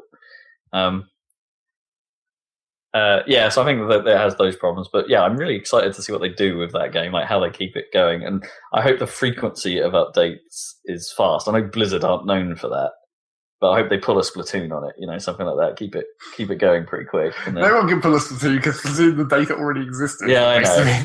I know. That's not technically a fast update cycle. That's just unlocking. But yeah, I want to see. I do want to see what they do with it because it is holding my interest way more than kind of way more than I thought it would. But then also, I'm so glad it is. Like, I wanted a shooter like this. It's weird. It's filling the space that I think games like Plants vs Zombies did in my head. Sure, I mean that makes sense. Yeah, it's real good. What does Kippers have to say about it? I think he's into it. He has that similar reservations to me that he's doing what Kippers normally does and thinks like every character needs a change. Sure. I think he has way more of a problem with things like Bastions and Hanzo's ult and things like that, and like some of the cheaper tactics of the game. But I'm not. The more I've played it, the less I've had problems with things like that. I think one of the weird things that when I was thinking about the comparison between Overwatch and Team Fortress, and I realised that for some reason they made their medic character also German. Yeah, which was just like that's getting a bit more direct in there. Once you realise that it's literally also a German. At least some of the other ones, even if they have a similar archetype, they've like mixed the race around a little bit. Like, hey, we've got a demo man, but that's the Australian now. Yes. Actually, do they have a Scot? I don't think they have a Scot. No, I don't think so. You have the British, of course. I suppose Torbjorn's accent weirdly does sound a little bit Scottish in a strange way, like like movie Vikings. Sure. But when I was thinking about that, it's like one of the things that I think was a slightly weird design choice is they make it so when the opposing team does an ult, if that character has a native language, they say it in their native language so you can tell between them. Which actually just generally different on both sides, right? Like, so if the enemy team fires an ult, you tend to hear a different sound to if it's fired by your own team. Well, except generally for the characters that speak English. And the trouble is, it's like the ones that speak English... Oh, no, they say a different phrase. Not always. Like soldier, high noon. Soldier will... Oh, yeah. Same on both sides. It's high noon is the same for everyone, yeah. And there's justice rays from above, that's pretty much the same. Yeah. I mean, people like Soldier, for instance, where it's like, I've got you in my sights, is like his enemy version, and he'll say tactical visor engaged when he's on your team. I don't think I've ever heard him say that on the friendly team. I've only ever heard I've got you in my sights. It does. I mean, if you're playing as him... Well, sure, he says a different thing. Then he'll say one or the other, I think. But there's definitely a split. But yeah, I think Maya's another character that always shouts the same thing. That sort of Korea... No, she's Chinese. Where is she from? Maybe Chinese? Wichita or whatever. Yeah, she says a thing. But it's like, I think they... It was a good idea, except the ones that they did it on are the ones that are irrelevant. It's like, you don't really need to be aware of Mercy. It works for Hanzo, where it's like when you hear the Japanese, you know dragons are coming. Whereas if you hear him say, taste the dragon or whatever he says on your team, you know it's your side. The dragon consumes you, is what he says on your side. So that one's fine. Taste the but dragon. They didn't... Smell the glove. Taste the rainbow, taste the dragon. But they didn't do it for the ones where it actually matters, like Jugrat's Tyre and McCree. Oh, no, Junkrat will say something different on your team. But also in English. He says, like, gentlemen, start your engines when he's on your team or something like that. And where he's on the enemy time, he's just like, fire in the hole! But it's really loudly. But it's just a yelly, shouty thing that sounds like, It's not distinct. It's not like German. You know when that's happening. It's terribly the way she says, yeah. Like it's like a, I don't know. It's the volume I think that makes it so you can tell. Well, I mean, like because the enemy ones are really loud. Well, it's not normalized essentially by distance. No. Wherever they are, you always hear it, which is kind of great. But then that's why it. But then some of the less important ults, like Tracer's Pulse Bomb or Roadhog's Whole Hog. Well, he doesn't even barely have a sound effect. He barely has an ult, to be honest. Yeah, it's like you don't really hear them. It's like it seemed like a good idea, except they just didn't go all the way with it for some reason. Like when you hear it's high noon, you automatically think, "Oh shit, I should get the cover," but it could be your own team. Yeah. I think most of it. I think for the great majority, that sound design is amazing. Like it's really good, and you can tell what's going on. And it is the subtle changes. Whilst not always consistent, and maybe they'll improve that over time. Like in how they do that enemy friendly stuff, it's just so good. Like little things like it's odd when you first think about it because like a tip comes up saying the noises that enemies make will be way louder than the noises your team are making. Well, it mainly references footsteps. Yeah, things like footsteps and gun noises and stuff like that. They're all the balance is all adjusted so you can hear them more than your team, which is obviously nonsense, but in terms of game awareness, is fantastic. That might not be complete nonsense in the Overwatch universe. They might have some kind of noise tech cancelling for their own team or whatever. They could do that. I really want to get better at, broadening the range of characters I think I'm good at. I cannot play Hanzo for shit. I don't know why. I'm just terrible. It's like easy mode. It's just like the Team Fortress player where it's just like the hit zone is gigantic. I know, but it never seems to work that way when I'm playing as him. It just always seems to oh, come on, that must have hit. Just sort of that kind of logic. The main problem I had with him was it seemed harder to get headshots. For some reason, the headshot zone seemed smaller than the actual normal hitbox. Yeah, I play way better as Widow than I do Hanzo. I have a good time with Widow most of the time. Like Farah, for some reason, I'm the rocket launcher character. I'm kind of crappy with. I only tried that once, and it seemed like the splash damage zone was tiny. Oh, the splash damage, even the visual effect. Yeah, splash damage is tiny. On her, she really benefits from direct hits, or just staying alive until she can barrage. A few of the actual sort of more attacky characters, what you'd call traditionally attacky characters, I'm just not very good at, which is slightly awkward for my style of play, I suppose, generally. But then maybe that's why I'm sort of enjoying this more than maybe I normally do with shooters, because I'm playing other roles and having a good time playing other roles rather than being the Doom guy. Run in, be the meat shield. Maybe. Yeah, I mean, then maybe that's it. But Dan, have you got any sort of this Overwatch tickling any of that old TF nerve? I don't know. I'm lost what I was trying to say there. I'm sort of interested, but I haven't really played multiplayer games online at all for a long time, and I've got plenty of other stuff to play, so I don't know. But I would. I would. Would you? Maybe not with you guys. You're all right with that? Fuck off. No.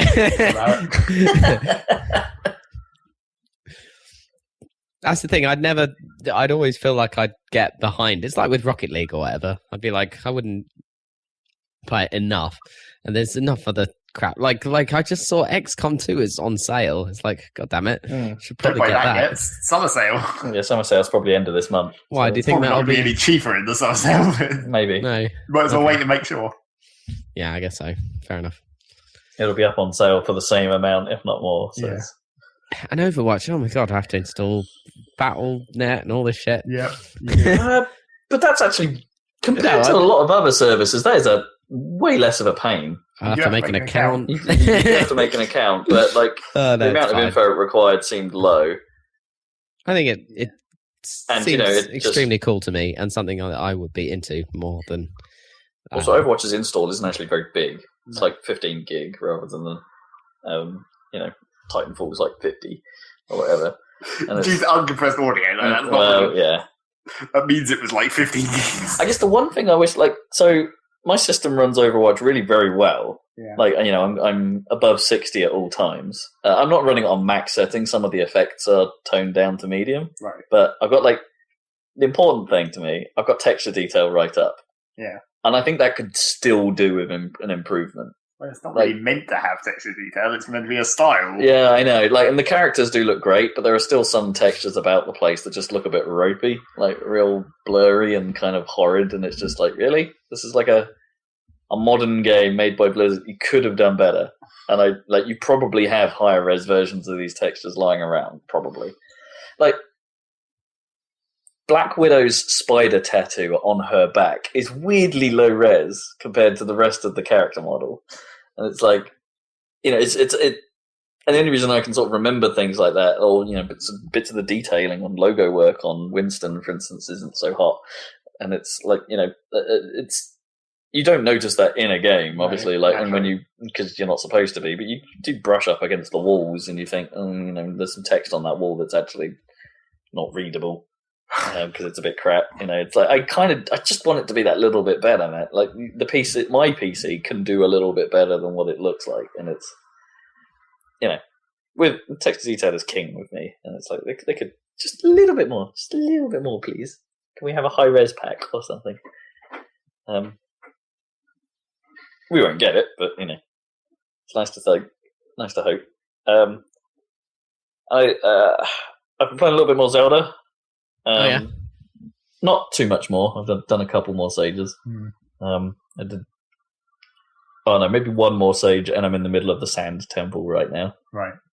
You found out how to get in there. I found out how to get in there. Yeah, just have to take the right door. The right world portal thing. Right. And I got the ability to buy the weapons now, so I'll probably start doing that instead of renting them. That game's good, but it doesn't.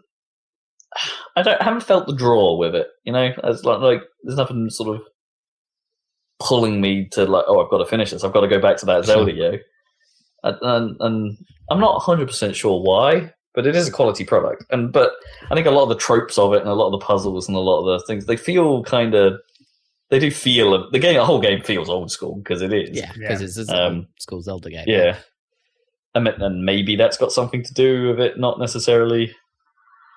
But then I haven't really played many of the Zeldas. I haven't played. This is probably the only 2D Zelda I've played. Yeah, 2D, 2D perspective Zeldas that I've played, and it's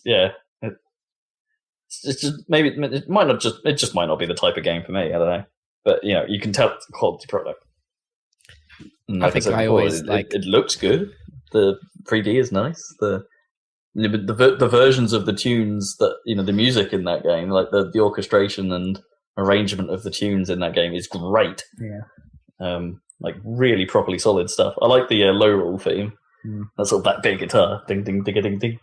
Ding That's ding just ding. it's just the original Dark World theme, only orchestrated. Yeah, just sound. A lot of the themes, I guess, are things that have been before, but they just sound really nice here. There's even little subtle touches, like when you're in painting mode and you get that echo and stuff like that. It's properly well done. The only thing I don't like is the transition between the worlds. Actually, when you go through that port, and then you get that awkward pause where there's probably a load. Yeah. And then and then you keep going, and it's I want that to be quicker and a little less clunky looking. But other than that, it's a solid game. It's a lot to like. Yeah. But the other major thing, the final major thing I want to talk about this week is I started Quantum Break, and I'm about halfway through it. Oh, yeah? You watching the TV show? I have seen 2 episodes of the TV show, yes. I think it's weird. Right. Just overall a little bit weird.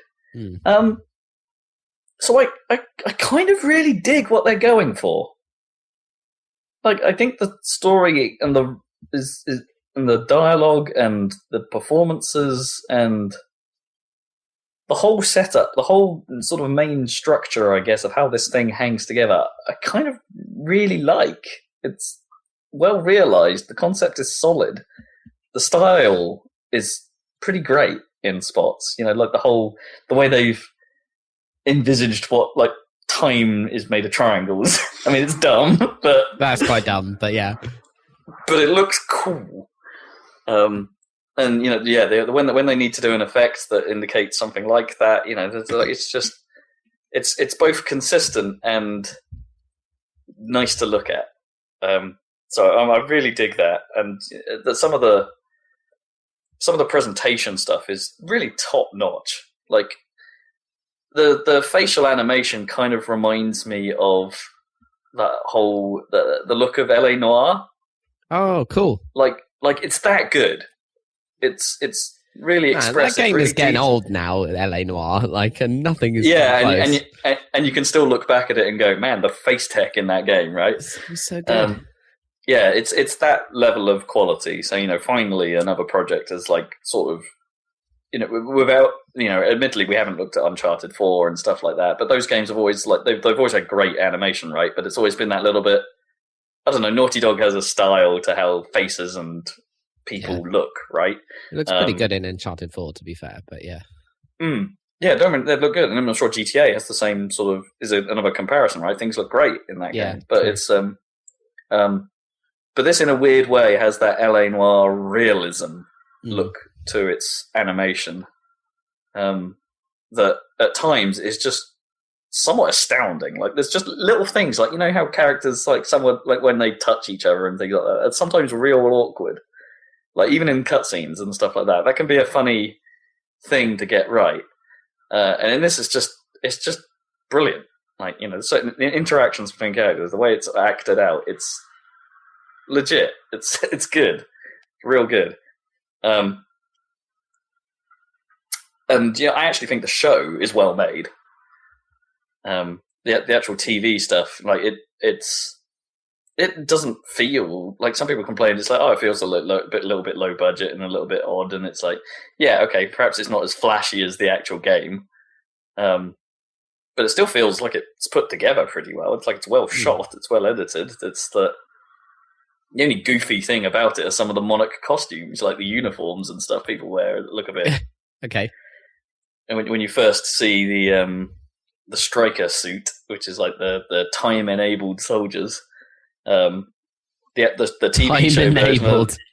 Well, awesome. That's not a phrase they use in the game. It's probably Chronon enabled in the game. It's like right, but basically the science of this game goes like time is a field of particles called Chronon particles. Okay, and you can slow down time by removing the presence of those particles. And effectively, the end of all time is coming, which basically means Chronon particles are just sort of going to go away.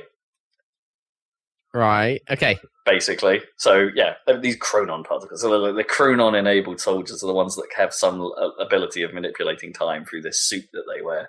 And the suit that they wear looks real dumb in the show. Like, it just looks like plasticky and kind of crap. Awesome. It doesn't look like it wouldn't maybe look like that, because, I don't know, how would you imagine a suit like that to look? It looks a bit, stormtroopery, I guess. Yeah. But in the same breath, it's like, you sort of look at it and go, really? But, yeah, I don't think the show is bad. It is tying back into the game interestingly. Like, there's a ton of narrative collectibles about the game, some of which actually sound like they're spoiling the game, right? Like some of the stuff you learn from them. It's stupid, right? You just go to a random laptop and there's an email open on it that's from like some of the high profile. That's how emails and stuff always work in games. Where it's like, oh, I'm going to hack your email account. What do you know? The first email is the important thing that I care about. But you're not even hacking it; they're just like there. And it's like, so I think like the idea of some of these objects is like you have to kind of take it in the sense that, all right, you've just found a collectible spot in the game, right? Your character isn't reading this stuff. Well, you could have travelled in time to when the email was unlocked. I guess. You don't need to put the password and just go back in time to when he was looking at it. I mean, there's a lot of that. A lot of the time stuff in the game is awfully convenient, right? Like, you only seem to see echoes of the past that are relevant to the plot, that kind of stuff. You don't just see everything. You don't just see random dinosaurs. No. Well, actually, they sort of do explain why the time the time in which things are going a bit messed up is actually a limited space. Right. There's actually an explanation for that, sort of. Yeah, and it's like it operates under its own rules in that respect, and it's like, as I say, the narrative objects you just kind of have to look at and be like, okay, your guide, Jack Joyce doesn't know that this is going on, but it's expanding me as a player's understanding of the world. And as I say, in some cases, you're spoiling it maybe because it's like you're not Jack Joyce really. Like the player isn't in the feet of Jack Joyce. The player is just it's a role playing game in that respect. You could argue, it's not like you're expected to be the protagonist. Like I guess a lot of games go for that feeling, right? But because of these narrative objects, it's like it's not that. It's like, oh, I know this guy's up to something. Oh, I know they're working with this guy. Oh, and I already know that these two are actually doing something else and are probably trying to help me, but they're not making it clear to me yet. Okay, fine. Yeah. And then when it's revealed in the story, it's like, yeah, I knew that. So basically, what they did is they messed up the ordering. Essentially, they just put these things in the game too soon. But it's always consistently doing that. It's like it's always. The stuff you're reading is always a little bit earlier than when it actually happens. They had some in the early game that they deleted and they just shifted the file out. Yeah, maybe. So it's real interesting, like in that respect. It's like I don't know if that 100% works, and also there's a lot of collectibles and a lot of reading and a lot of like the pace of that game is a bit strange as a result. Like.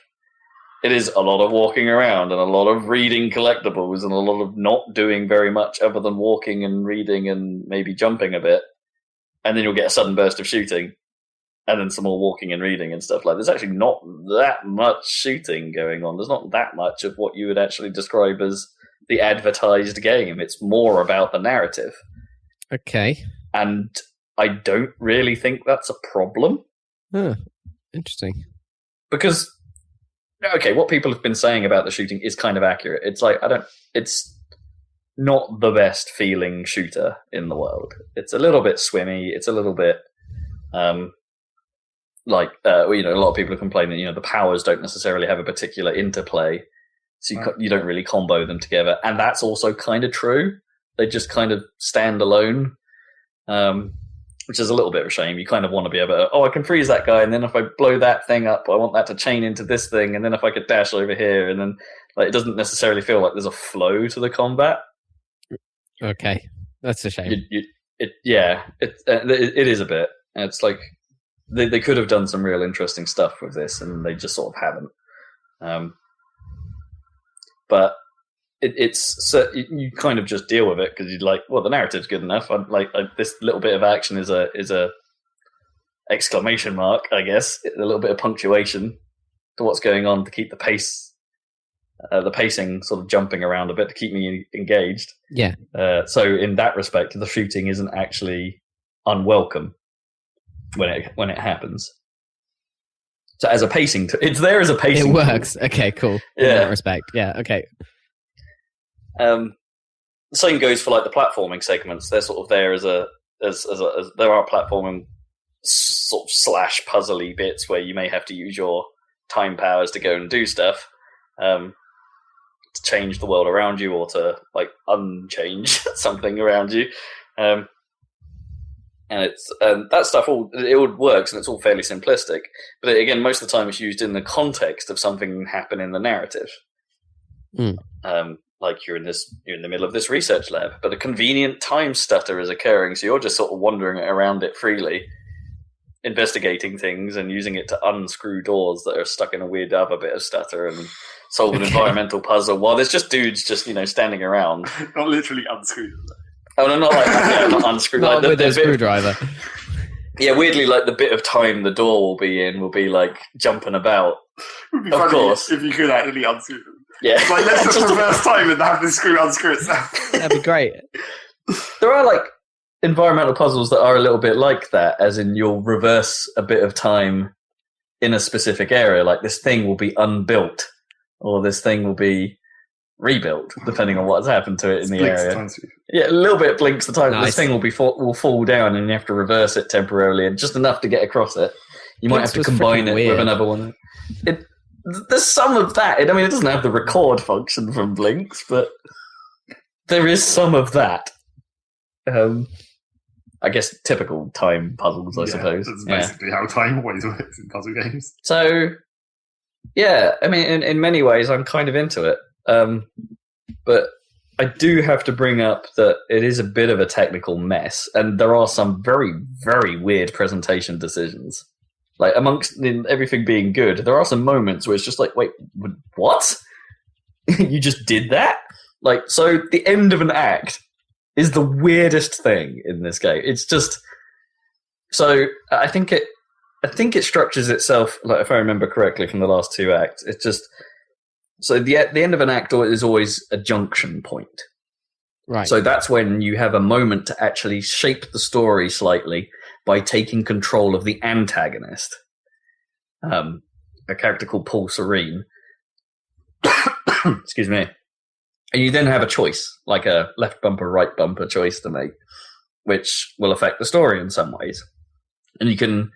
His powers let him see a little bit of what's going to happen when he does that, but he doesn't get the full picture, so he can get a guide as to how things are going to play out. And then that's fine. That's kind of interesting. That means you can be an arsehole to yourself if you want. And I've sort of done that, and it's played out in interesting, unexpected ways. That's cool. Well done, game. Okay.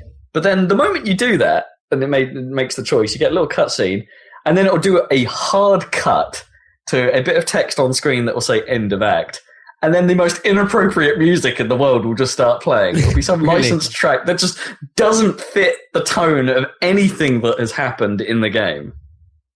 And the end of act text will sort of pulsate in time with the music. It is baffling. Okay. Weird. Why do you think they did that? Or what on earth? Like, what are they totally different sounding tracks between each other, let alone... Well, yeah, I think Act 1 and Act 2 has had two different bits of music. Okay. But, as I say, the cut has literally been very, bang, you're into it, and this music is playing, and this text is pulsing on screen, and it's like you've suddenly switched the channel. It's utterly weird. Okay. I just don't get it, and it puts a little skip button on screen, so you can basically the first time it happened, I left it on screen just to see what was going on, just sort of sat there in a sort of bemusement, going, "Is this happening?" And then I just sort of let it play out, and it sits there for a really long time on its own, just letting this music play, Or maybe with this thing, but eventually it fades out, and then just goes. Quarter break, and then it like a title card appears, and then it starts playing the first episode of the show. maybe that's and then it's it's giving you a moment to go and get a cup of tea or something before the show starts. It's Maybe. built-in advert, except not with adverts. Maybe. I don't, but it doesn't telegraph it as such. Well, it's weird that those exist in the game in the first place. So it's no one was expecting it. Yeah, it is. It's really strange. And so at the start of Act 2, it did do a previously on as well. Previously on the show. And it's you just sat there and watched something for half an hour, so maybe you need to remember what you're doing. It's weird. It's not as if it was... It's not... The episodes are only 20 minutes long or something like that. And it's but it's almost not enough happened for it needing to... It basically recapped everything. The recap was 3 minutes long. A lot of American programs end up doing that anyway. Yeah. Whereas the recap covers everything that happened, and somehow that's still shorter than what was originally shown. Yeah, the recap in the way it's done was a little unnecessary. There was too much to it, and it's yeah. And there are these other little things you may there are some collectibles in the levels which it calls quantum ripples that if you pick up, there will be subtle changes in the TV show. The earliest example I found was an equation on the wall that another character I was with at the time, I sort of looked at it and he went, "Oh, look at these idiots." they're missing they're missing half the variables, and he just goes and tinkers with it. Right. And then in the show, there's a conversation in the background while people are having another conversation. Like you can just see these characters having and hear these characters having a conversation about, were you in the office last night? Like, no. Someone solved that equation. Look, totally inconsequential, but there are things you can do on that front. And I've missed a few, and I've got a few. And there are a few that I actually don't know what they did. And there's a few that are blatantly obvious, like they're called out like that they did something. So I think that's like, it's just there to say, hey, time travel, yo. It's not actually important in any way. But it's kind of neat that they tried.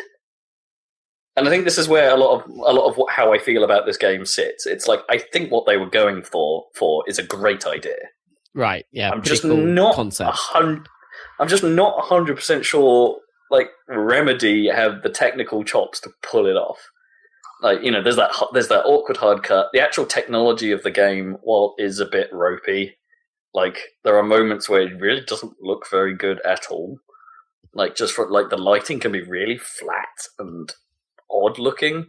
There's a very swimmy feel to the world and an excessive film grain effect. I first noticed it when I was just walking around, and if you look at his legs and the animation of his legs and stuff, it's sort of, you remember that old school motion blur effect where it basically just took the frame and held it on screen for a bit and then sort of faded it out over time. Yeah. Right. It looks like there's one of those going on, but for only 2 or 3 frames. So there's this sort of very weird looking blur behind. It's not like a modern motion blur effect. Like that kind of weird GTA 3 intro effect. Do you remember that? Yeah, a little bit. Yeah. That actually stuck with me the entire time I tried to play that game. Yeah. It never went away. It was... There's something screwed up about that PC. It is that. And I've had lighting flickering problems, and there are elements of the level that just don't render quick enough, so you end up with a white space sometimes. And it's and I think I had one problem where the sound balance went very strange, and it seemed like there was stuff that I was supposed to be hearing, but it just put a subtitle on screen, and it's like I can't hear what's going on. That's very quiet compared to everything else that's happening. So I've had some problems like that, and also actually the video playback of the show kind of sucky. So apparently that, unless you can opt in to downloading those videos, which I might try. Yeah. Streams. And I don't know, but that might be a PC only option. I'm actually not sure if you can do that on the Xbox. You're already fighting your hardest space anyway. Yeah, I know. But the actual playback of the video was choppy, and not in a sort of internet-y, streamy kind of way, like a very consistent, framey kind of way. Like the video's trying to play at a refresh rate that is miles different from what the TV's outputting. It's kind of distracting. And I tried to look up what caused it, and no one really seemed to know. Because half of the problem with the terminology used in this game, for that particular problem, is that the terminology means something in the game. Like video stuttering. Oh shit, they've got something called stutters. Yeah. Choppy video, and then it just talks about the video of the show. Oh crap. Yeah, that's unfortunate. It's a really difficult thing to Google. So yeah, it's not a very technically great showpiece, and it does some things with old school shader problems, right? So here's a classic. You've got a water shader that's doing that ripple effect, and you've got something on the water, and it's making a nice ripply reflection and that kind of stuff. So then you walk your character in front of the water, in front of this object, and you can see bits of ripple coming off your character. That's a very sort of classic shader problem, like that the shader's working on the pixels in the area, and then you put something in front of it that totally shouldn't be reflecting off the water, and you get a little bit of reflection. This game does that all the time. There are bits of Jack Joyce where they shouldn't be in certain reflections, and some of it can be explained by that. And there are effects that definitely do that, on purpose. But there are spots where there's a bit of aluminium in the background or something, and you can see that it's reflecting the room, and you'll move yourself in front of it, and the reflection's in totally the wrong place. Well, he's just like a big ball of time fuckery himself, isn't he? So it's just like him entirely should be causing everything around him to be fine. I think there are elements of it where it's just like, no, that's like, even within your own rules, that looks wrong. Big ball of time fuckery. Yeah, I like it thus far. I really do like it, and I'm going to keep going. But I wish it was made a bit better, like the actual game element of it, the actual rendering engine, that kind of stuff. I wish the technicals of this thing were a bit more solid. It's kind of a shame because like they were pretty good on the technicals in the past or whatever. At least in the Max Payne kind of 2 kind of era, they were not bad. Well, I mean, they were okay. Yeah, they weren't really pushing the envelope, but it was fine. I guess not. Yeah, Max Payne looked pretty good. I know it's ancient now, but you know that. I don't know, the bullets modelling and shit. I don't know. Looked pretty good at the time. I guess they've never been that cutting edge. I suppose. No, it's not their thing.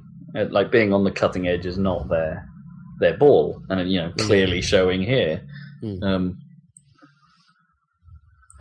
Yeah, but it feels like a product that would really benefit from that kind of top tier team working on it. Like a real powerhouse lending their chops to help out.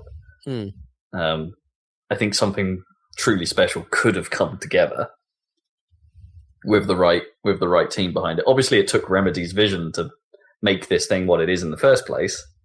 Clearly, because Remedy are a special team when it comes to that kind of writing, and their emphasis on the narrative is in the right place.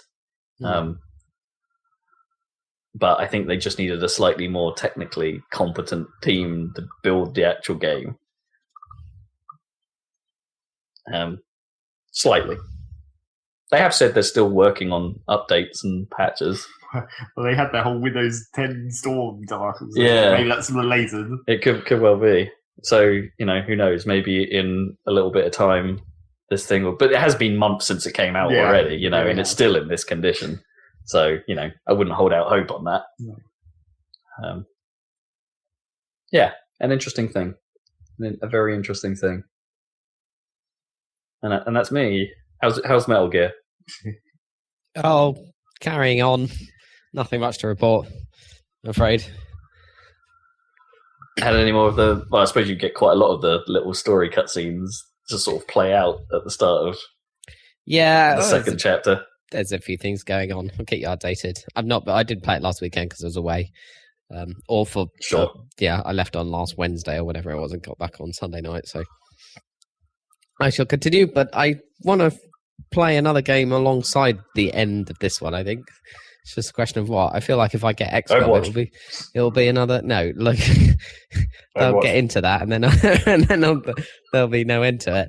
I should probably pay The Witness. I don't know. That might be in the summer sale, though. Yeah, I think you would really dig The Witness. Yeah. And I've got a bunch on my, that I haven't played. Like I've got like freaking Shadow of Mordor. I think you got me that, didn't you? Yeah, I did get you that. Yeah, I should probably play that. And also that super old Splinter Cell game now. Not even the last Splinter. Oh wait, I don't think I'm going to play that. Isn't there?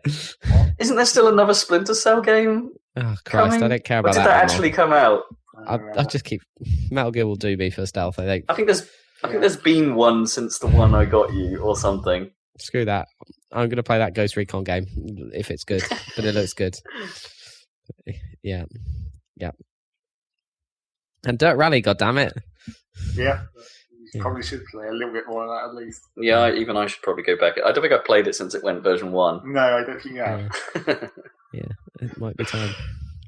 Anyway, I think we've way overrun. Well, I remember there was a lot of interesting stuff to talk about. There's one more thing that I want to say about Mirror's Edge that will probably be important for Rob, even though it's quite a minor thing, technically. Yeah. It's just a mechanical thing I forgot to mention. Yeah. When you're fighting enemies, and there's enemies with guns, they don't shoot at you if you're in melee range of another dude. Like, they don't want to shoot their own guy. Oh, that's clever. So if you're engaging another dude at melee combat, they don't keep shooting at you, which is actually really nice. actually a very sensible idea. Well, from a world perspective, yes. Yeah. Also, Yeah, all right, that's cool. I can dig that. That's one of the ways that the guns become A bit more, manageable. suitable to the game they're in. Yeah. That's a cool idea. Yeah, makes sense for a number of reasons. Yep. So that's that. Where's it? E3! Yep. E3! Are we going to have another podcast next week to do E3? Is that what's happening? Probably. I think it's on the cards. We might have to. I mean, I say another podcast, it's probably like 2 more podcasts. Oh yeah, we normally set aside 2 for E3, don't we? Oh shit, I'll have to make notes. Yeah, I know.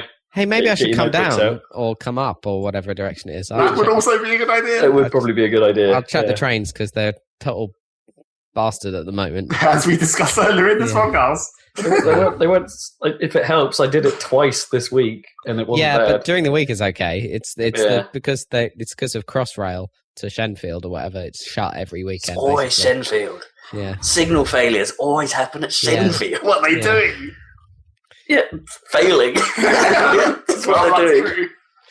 Apparently, a lot of the time when they say signal failure or whatever, out in the Shenfield. countryside or whatever, it's because somebody nicked a whole bunch of cable. Yeah. Yeah. Like it happened in Needham. Well, I mean, that is technically a signal failure. Yeah. He just For came good along reason. at the night and nicked all of the copper cabling. It's like, God damn it.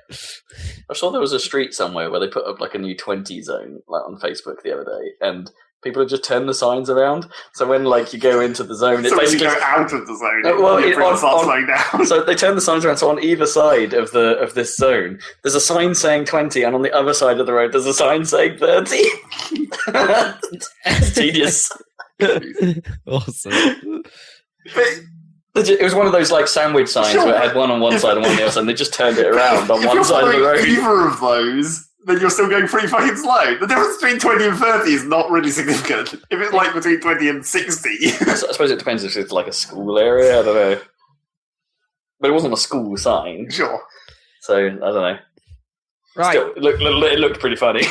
Thanks for joining us, listeners. We shall be back with more random crap like this and a bunch of Random awesome E3 trains news. and transport. Yeah. We did one Next Yeah. week to make up for the one that we'll make up for the week that we missed a while back for the Maybe. Japan thing, and then we'll be back on course. Back or on something. schedule. Yeah. I'm Okay. sure. So we might catch you a next week week. early with an extra podcast, probably. So Yeah, we're extra double, podcast. Double your money. So there you go. We always do double E3.